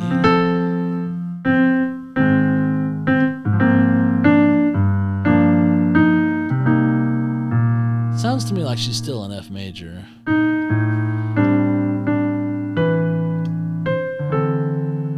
And then a switch happens right there. Okay, so let's keep calling it F major, and we'll call this the flat 3. We could probably argue about different ways of looking at it, but just to keep things semi-simple, we'll say we're still in F, which would make this a 5-7 or 5-6-5 because it's first inversion of 4, which goes to 2-7, and you'd think that 5 of 4 would go to 4. Well, 4 and 2 they're basically cousins, right? They substitute for each other. We keep that E flat going, which takes us to this kind of minor 5, and now. Oh boy, yeah, we could analyze this multiple ways, but let's not write a dissertation on it. Let's just kind of get back to G major. So she makes a nice slip back to G major through this downward chromatic line. We were on A flat. Surprise, A flat becomes a natural, and now we're back in the key of G, and that's the minor 2 chord with a 7th on it and a little bit of a sus, which takes us to an embellished 5, 5-4-2, and then finally we're back in G with a 1-6 and a chorus. And I will praise. And now we get another 4 chorus. So interesting. The verse starts on a 4 chord. The chorus starts on a 4 chord. I'm not sure if I know another primary song that does that. That's pretty unique. And to me, it's that quintessential pastoral feel. The 4 chord, the subdominant, gives the sense of the Good Shepherd. It's that warmer side of chords. And so to praise his name as he's led us on this path feels very Good Shepherd-like we were the lost sheep. Okay, so we get a 4 with a 9th on it, 4-9. Some passing tones, which take us back to a 1 chord in first inversion, to a 2-7, and with a passing tone, and then, C major over D. Let's see what our ear says.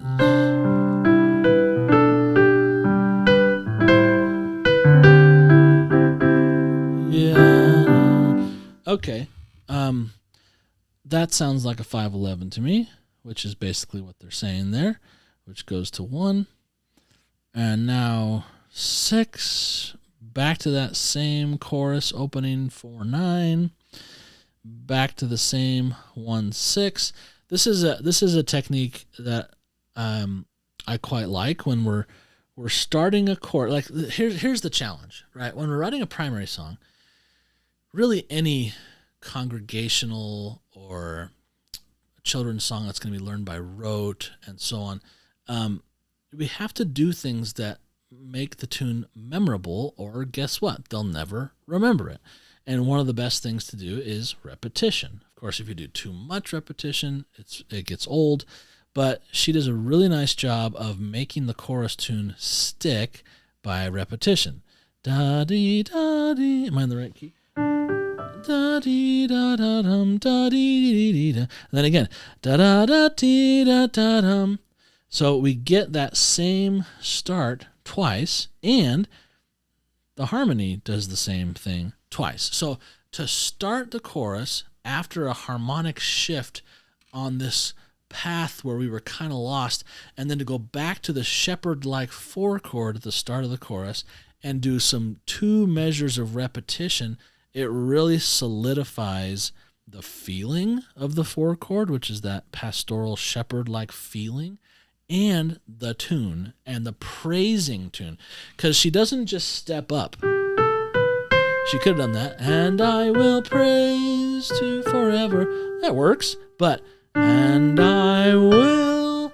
Whoa, those are much more emotionally charged leaps than and I will praise and I will. That is so much more emotionally charged because of those big leaps. And after a series of big leaps, you want to step in the opposite direction, which she does, to that C, and we land on it. It's like, when John Williams writes Superman is a powerful guy, so.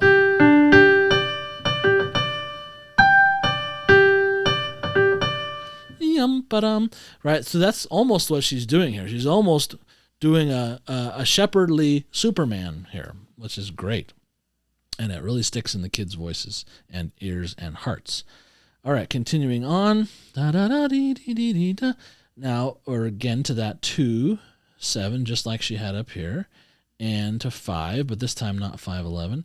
Now we're back to 1, 6, and 4 with a little accented passing tone, and 1 with a little neighbor tone. Now she gets chromatic on us again, but this time in a different way. All the chromatic stuff in the verse were flats, so it was going toward a kind of a wandering. Now this is going towards a heightening. So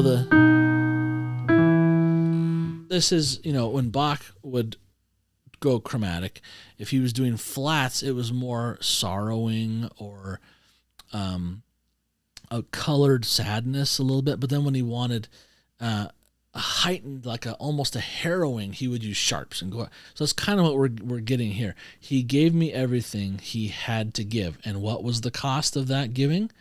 It's a harrowing of his soul. And we get harrowing by raising the D to D sharp, which becomes a B7 chord, which is the 5 of 6, this minor 6 chord.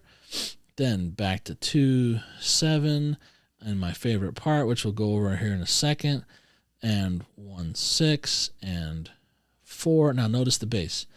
We get the A, walking up to the B, walking up to the C, walking up to the D, leaping up to the G. So we were wandering on this winding path of chromaticism up here, winding, all sorts of chromaticism. Then we get the heroic Superman shepherd twice, and then he gradually, gently takes us by the hand and walks us back to tonic after reminding us of the price he had to give, and walks us back through every breath, through every sight, through every hope, through every love to him and to the life he gave us. So doctrinally and musically connected. That's one of the things I love about Shauna's music. And in the spirit of memory and repetition, she has this great little bit where she also is walking up, just like the bass line, right?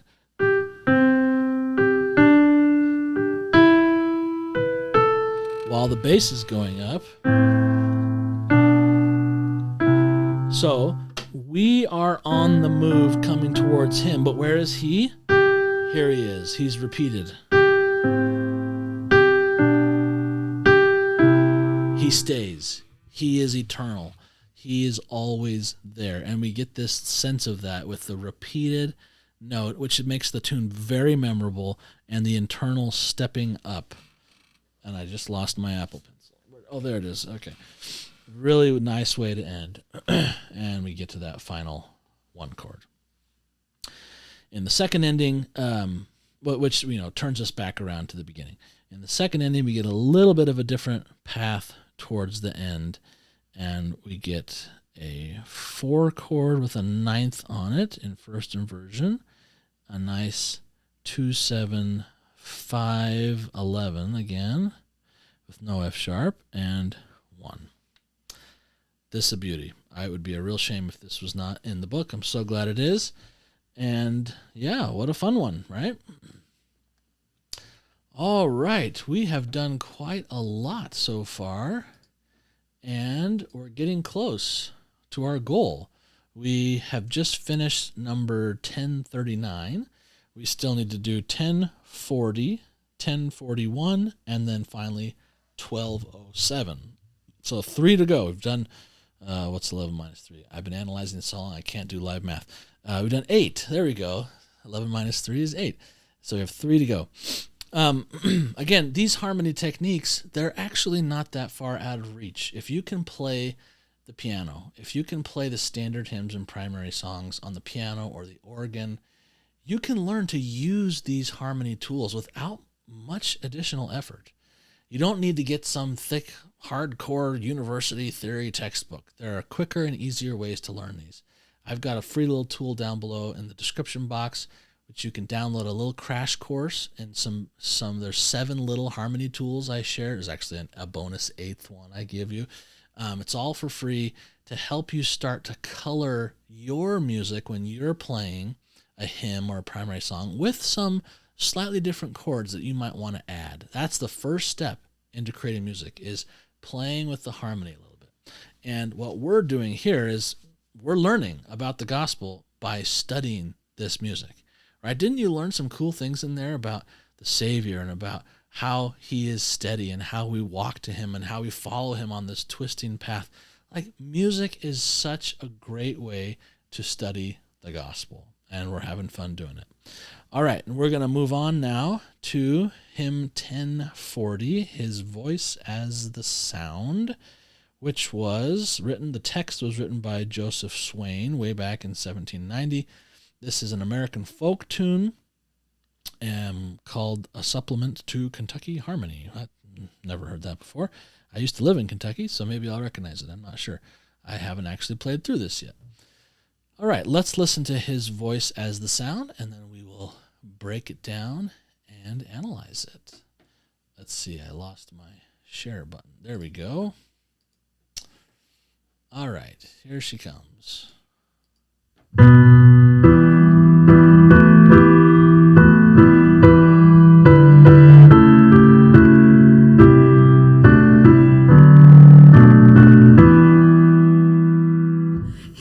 His voice as the sound of the door, summer sweet, is heard through the shadow of death.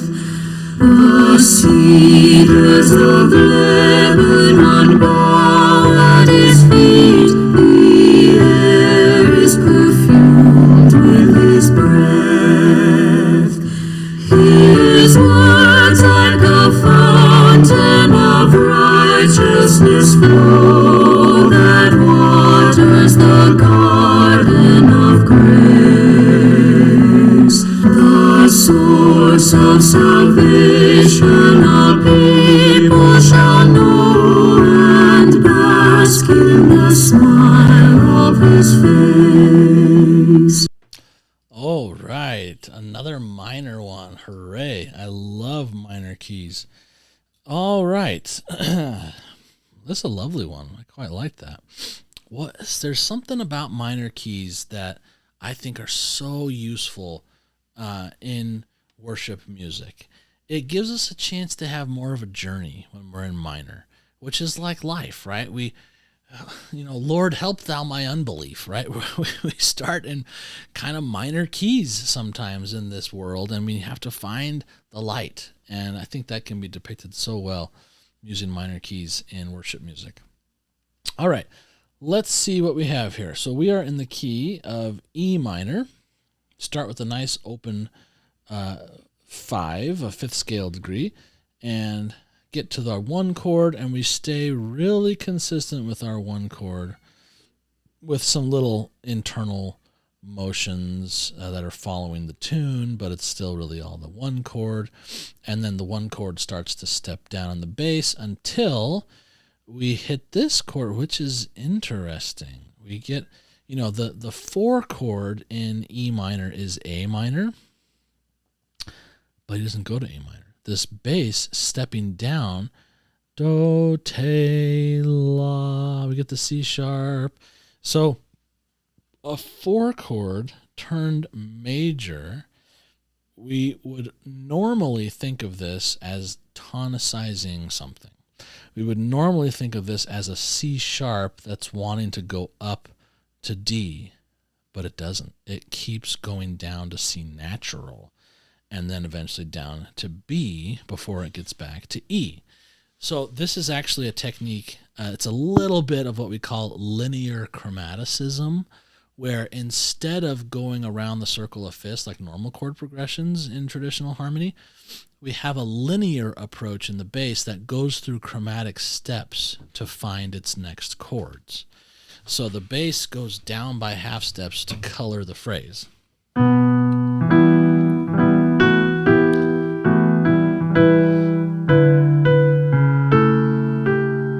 And you would think it would go there because that sounds right, but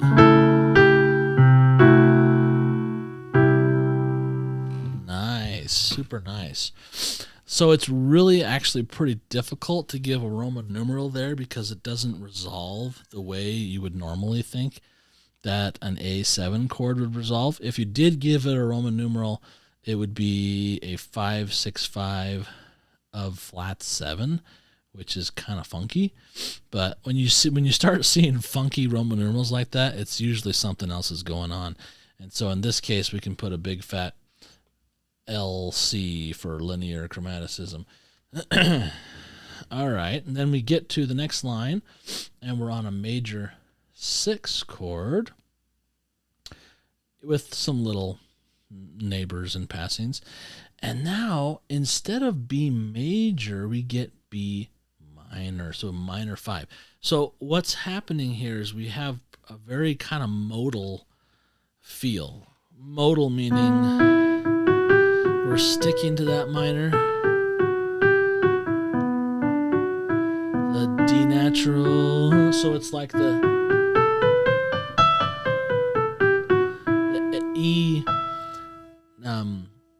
wow, my brain can't think. Natural, there we go. E natural minor scale. Instead of, normally we would think D sharp, but instead we keep the D natural. Pretty fun and interesting. So that's actually a really fun tip. If you're looking for a new flavor that maybe you're tired of the same old chords you've been using, you want to try something fresh and new, try a mode.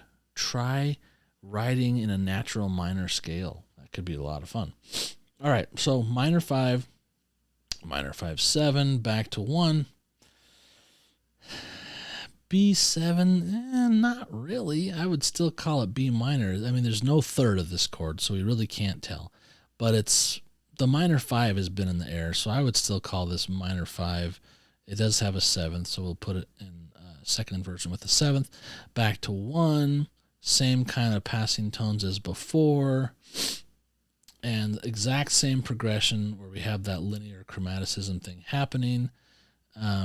And exact same before as we had the minor 5, minor 5-7, minor 1. Okay, so that phrase basically repeats itself. Now we've been waiting for this moment. Like this happens very often in modal music where you're going to go to the relative major. So in E minor, you're often expecting that at some point you'll go to G major. And after this 2 phrases of E minor, now we move toward G major. So we get the minor 1, we get a flat 7. Actually, we don't need to write the flat because we're already in minor, but we get the subtonic chord, which then goes to G major, and G major in this key is 3. So 3, or if you could, temporarily analyze this in the key of G, which would be 1, 1, 6, 5. This would be 6. This would be 6, 7 in first inversion, which is 6, 5, and then this would be, again, if we're in G. Oh no, excuse me, 3, not 6. My brain's starting to get mushy with all this analysis. Imagine that. And that would be 6. But it's really still in E modal minor. So we'll keep that as 3, 3, 6, subtonic 7, back to minor 5, 6, minor 1. Because that still sounds like tonic. Okay, and then back to minor 5, 7. We get a little slip of G major again right here in first inversion. And then we get C major, which is our major 6. So usually when we hit on a major 6, we're expecting at some point we're going to hear a major. When we get a major 3, we're expecting we'll at some point get a major 6 because they work together so well. We go back to that 1 chord here, but it's in it has a 7th on it, and it's in second inversion, which takes us to a traditional minor 4. That is our first minor traditional 4 in the piece, which is quite interesting because we've had this kind of weird linear chromatic 4, which sounds so cool. Whoops, I didn't mean to erase. There we go. But now we get a true minor 4 chord, and I think it's because we're headed towards the end. And that really lasts there with some non-chord tones. Yeah, it says B7 again, but there's no D sharp. I would still call this minor 5, 7 with non-chord tone there, and minor 5, 7 in second inversion, because there's no D sharps anywhere. You would need a D sharp to be a normal dominant 7. Back to 1, just like the start of the piece. And now we have exactly the same music as the start of the piece. We have that 1 with the stepping down bass with the weird linear chromatic bit to the major 6, just like before, to the minor 5, to the minor 5, 7, to the 1. What a cool sound. I love it. All right, let's play it all together.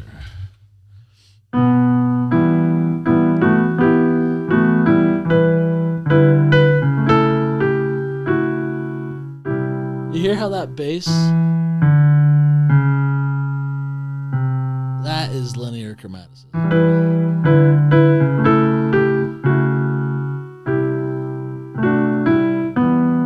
Oops. There we go, sorry.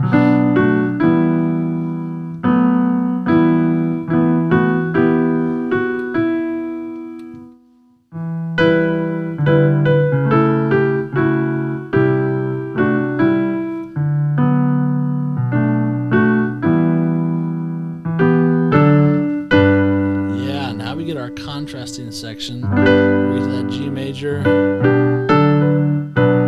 See, that was what I was talking about before, the journey from dark to light. So we're in this dark, and then eventually we get the light.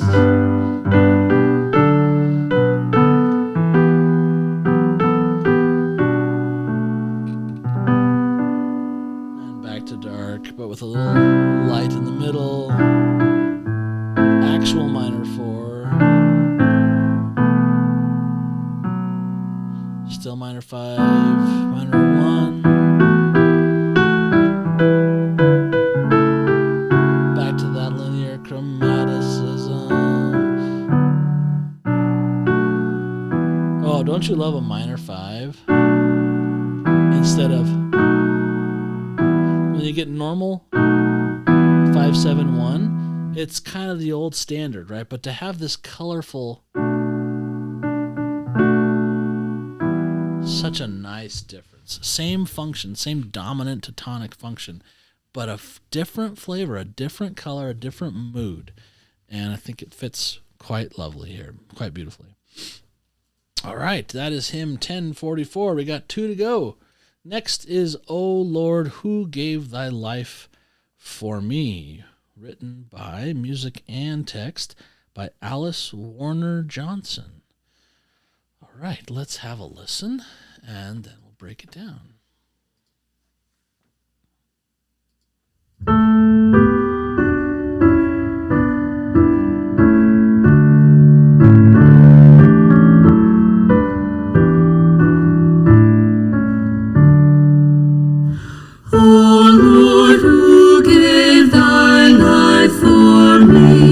I come now in humility, and here my sacrifice impart, a contrite soul, a broken heart.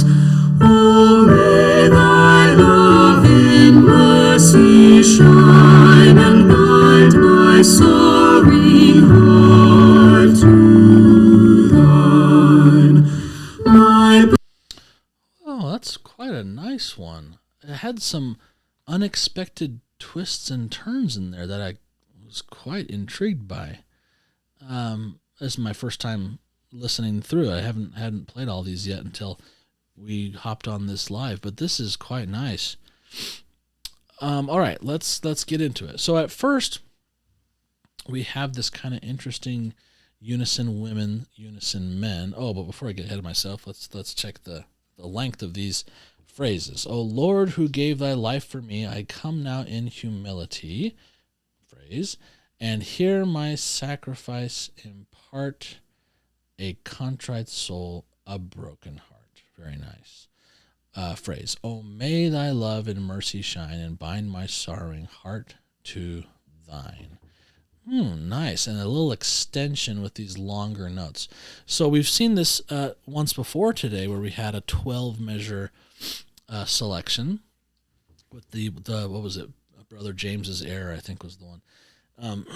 And so that it's pretty uncommon, like we said before, but she makes it work, and it works quite well. And I think this extension really helps it. Okay, let's break her down here. O Lord, who gave thy life for me.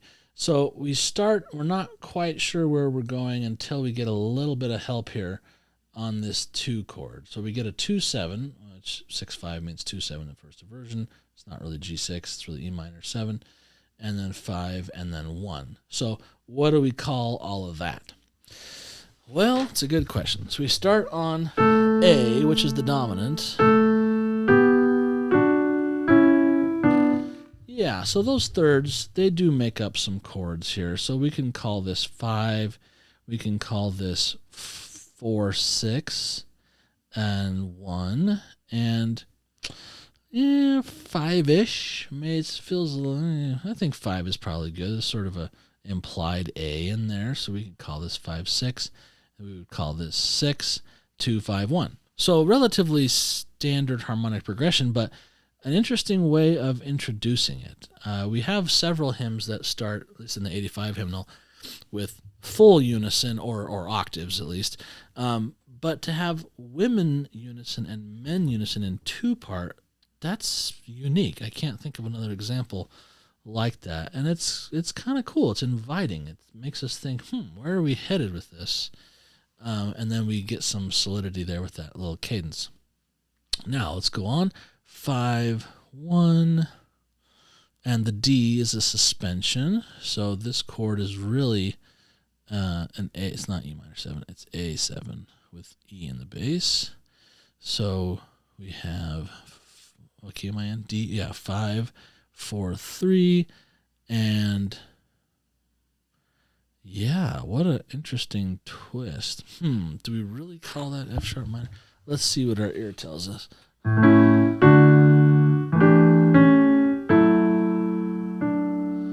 Yeah, I'm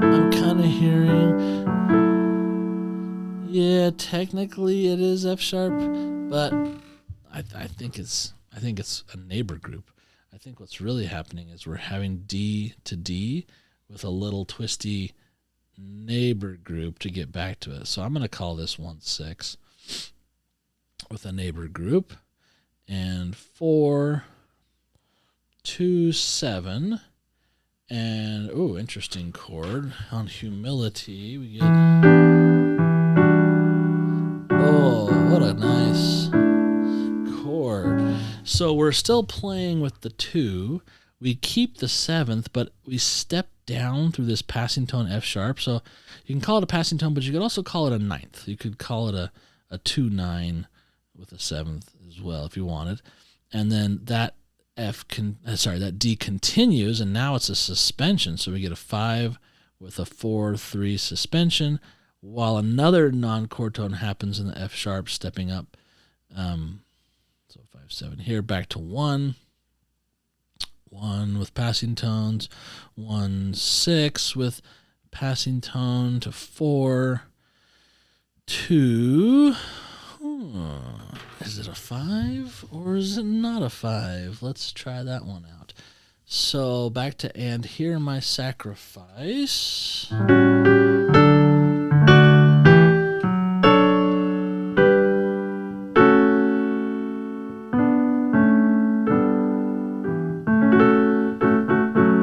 Yeah, see, that sounds more like F sharp minor to me. I would call that one F sharp minor, which is 3-6. Yeah, we can argue about it, but what's the point of arguing? It's close enough. And we're missing some notes here. So it says G over B, but there's no G in sight. I think it's probably more of a 6 because we were on 3 and going to 6, passing down to 4 with a 9th on it, and which is really an appoggiatura because it leaps to a non-chord tone and steps to a chord tone on the 2-7. Sorry if I'm going fast. I think that the longer this goes, the faster I go for some reason. And "Contrite Heart." We get a one of these fun 1 chords with a major 7th on it, but it's in second inversion. I love a 1 major 7 in second inversion. That's such a nice chord. I love that chord. And the fun of it is you can space it in many ways. You can do all sorts of cool things with that chord. That's one to put in your toolkit. A 1 chord major, 1 major 7, which is in second inversion. Great chord. So it's really D major 7 with A in the bass. Back to a 4 chord to that's that same one before, which I think is more of a 1-6 and minor 6. Oh, this was one of the moments that I was surprised by. This was a cool moment. So "Contrite Heart," contrite soul. I thought she was going to go up, but to that 5-11. That was clever. Because it's like the men were going opposite directions, right? The bassist started on B and went to A, and the tenor started on A and went to B. They swapped places at the same moment that the sopranos have this kind of emotional leap to the 7th of this 5-11, and then stepping down to normal 5-7 to 1. Really nicely done. And our final phrase, back to that sort of unison A, which we started off with. So it's reminiscent of the beginning. And a nice, did she hit it? Is this our highest note? No, we get a D there. We get a D there. Okay, so yeah, this is sort of the climactic note of the end. 2-7, still 2-7. This one's definitely a 3 chord with a passing tone. And normally, if you have 2 root position chords with the bass stepping, you're in danger zone of parallels. But because the Upper voice goes down and the bottom voice goes up. Contrary motion saves the day. There's no G in sight. I think it's a B minor chord. So 6, 2, 7. Well, we don't know if it's got to be minor there, not E7, not a 5/5. That would totally change the feel. So 2/7 with an appoggiatura. We have this leap to a non-chord tone and back to a 5/7, 1, 1, 6. So lots of 2 here. 2 passing tone, 1, 6, and technically you could call this a 7 diminished 6 because the C sharp does change things. It would be half diminished 6/5 because of the B.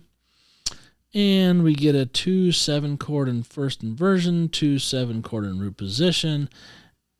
Oh, nice little slip down to 1/6/4. That's a nice move. From 2/7 to 1/6/4, 5/7 suspension, and 1. Beautiful writing. I quite like that. Let's play it again.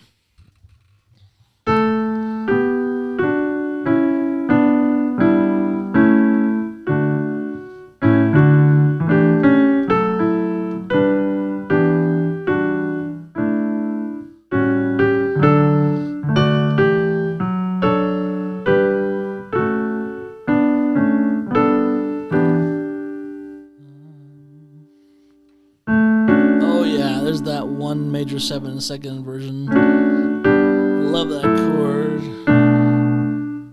There was the surprise. And then this was a surprise to me too. This 5/2. That's a big retrogression. 5 going to 2? That's bizarre when it comes to traditional functional harmony, but it works so well here. I think it works so well because we did a unison on the A, and it's almost like starting over, like up here with that unison A. It almost like clears the decks because we have this unison. It's almost like Ollie Ollie oxen free. You can go wherever I want.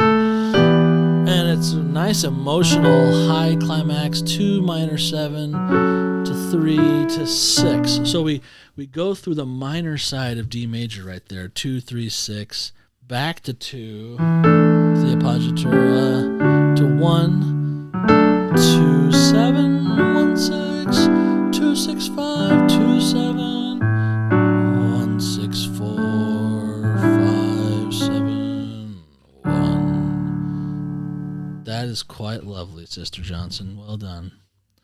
Beautiful. Well, we are almost there, my friends. We have done 10 analyses in a row, and I'm trying to find my switcheroo so I can see your face. There we go. 10 harmonizations down, 1 to go. I hope you've had as much fun as I have. And hey, if you have enjoyed it, please hit subscribe and ring the bell so you get more content like this. And I'll put one last little plug in for my free course. Down below, there's a free little harmony course that can help you learn how to use these kinds of chords in your music. It's just a little taste. It's not heavy. Gets you playing the hymns with a little bit of a different color and adding your own chords in with what you're playing. So if you'd like to try some of that, you can go get that free crash course down in the description below. All right, for our final selection, a great favorite, which is long overdue in our book, A Christmas Carol, Still, Still, Still. So let's have a look at our final selection in our marathon today. I've got to find the right recording here. Let's see. Give me a second. On the church website, trying to find this here. There we go. All right. Can you see my screen? Yes, you can see my screen. Here goes.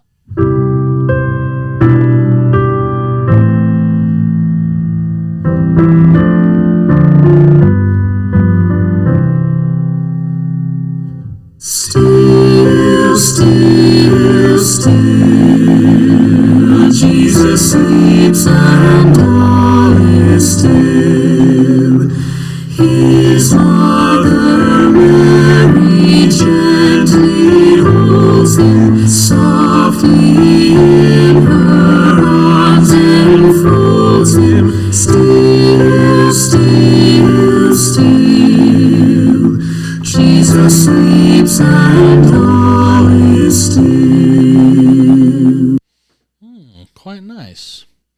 This is a new arrangement of chords, it looks like. It's the old Austrian carol, but you can see down there at the bottom that they've someone has arranged a new version. I have no idea who, and it's quite nice. A couple unexpected turns in there that I'm not used to, but I quite liked. All right, we are in C major. Come on, Apple Pencil. You've done so well. Keep going. There we go. All right. C major. Still, still, still. Jesus sleeps and all is still. Phrase. His mother Mary gently holds him softly in her arms and folds him. Phrase. Still, still, still. Jesus sleeps and all is still. Another 12-bar phrase. We've had 3 of those. 3 out of the 11 today have been 12-bar pieces with 3 4-bar phrases. Interesting. All right, start with the 1. We start stepping down. Yeah, it's not really G major. It's really E minor 7 with B in the bass. So we'll call that 3, 3, 4, 3, 2, 6. And 6 goes back to 1, 6, which goes to 2, 6 with a 7th on it, so 2, 6, 5. And then we get 2, 7 in root position, 5, 5, 7, 1. 1 continues. Looks like a 4, but it's really D minor 7 with F in the bass. So 2, 6, 5. Ooh, there's a tricky one. Probably call that, well, yeah, the bass is just stepping. So we get a bit of a passing tone here, and we get a passing tone there, which takes us to a root position, 2, 7. And then a fun 3rd inversion 5 chord. So 5, 4, 2, 5, 7 chord with the 7th in the bass. And they do a sneaky turn here. And usually, in probably 85 to 90% of cases, the 5, 4, 2 goes to the 1, 6. The bass does resolve correctly. The 7th goes down. But instead of a 1, 6, we get the 1, 6 evil twin, not evil twin, but almost identical twin, which is the minor 3. The 1, 6 and the 3, the only note different is the B. If it had been a C, then it would have been a 1 chord. But that's the sneaky little resolution of the 5, 4, 2, which is fun. Then we get a 7th on there, passing tone. 3 goes to 6 again, which is normal circle of fifths stuff. Keeping the 6 going. Back to that same D minor 7 with F in the bass, which is 2, 6, 5. That same passing tone figure 2, 7, and the exact same 5, 4, 2 to 3, just like before, to 3, 7, to 6, 7, and now we're a little different. 2 chord in first inversion. I'm sorry, 3 chord, not in D major, we're in C major. This is a good example of an interesting progression. So it's very common for 3 to go to 6, but sometimes 6 goes back to 3, and that's what we got here. And because 3 and 1 are kissing cousins, they share 2 notes, we get this kind of interesting cadence that's 3, 1. Unusual, but really nice. I think that's one of the things that gives it this kind of carol feel, which is really nice. So now we start basically like the beginning with 1, 3, 4, 3, to 6, to 1, 6, to 2. See, here they called it D minor 7, but up here they called it F6. That's kind of weird. 2, 6, 5, and then in root position, then 5, 5, 7, 1. So yeah, the cool thing here is these kind of the softer side of the key going with the 3 chord and the 6 chord. A lot of hymns and primary songs rely heavily on 1, 4, 5. And for good reason. Those work. Very standard, traditional way of doing things. But here we're relying much more on 1, 3, 6, and then some 2, and then some 5, 1. And we get that quite a lot. So that other color, it's like, it's not primary colors. It's like the softer shade of the primary colors. And it's really nice. So once again, we're used to hearing go like that, but it doesn't, which is quite interesting. It's surprising. Probably to make it a little more hymn-like would be my guess, but I don't really know.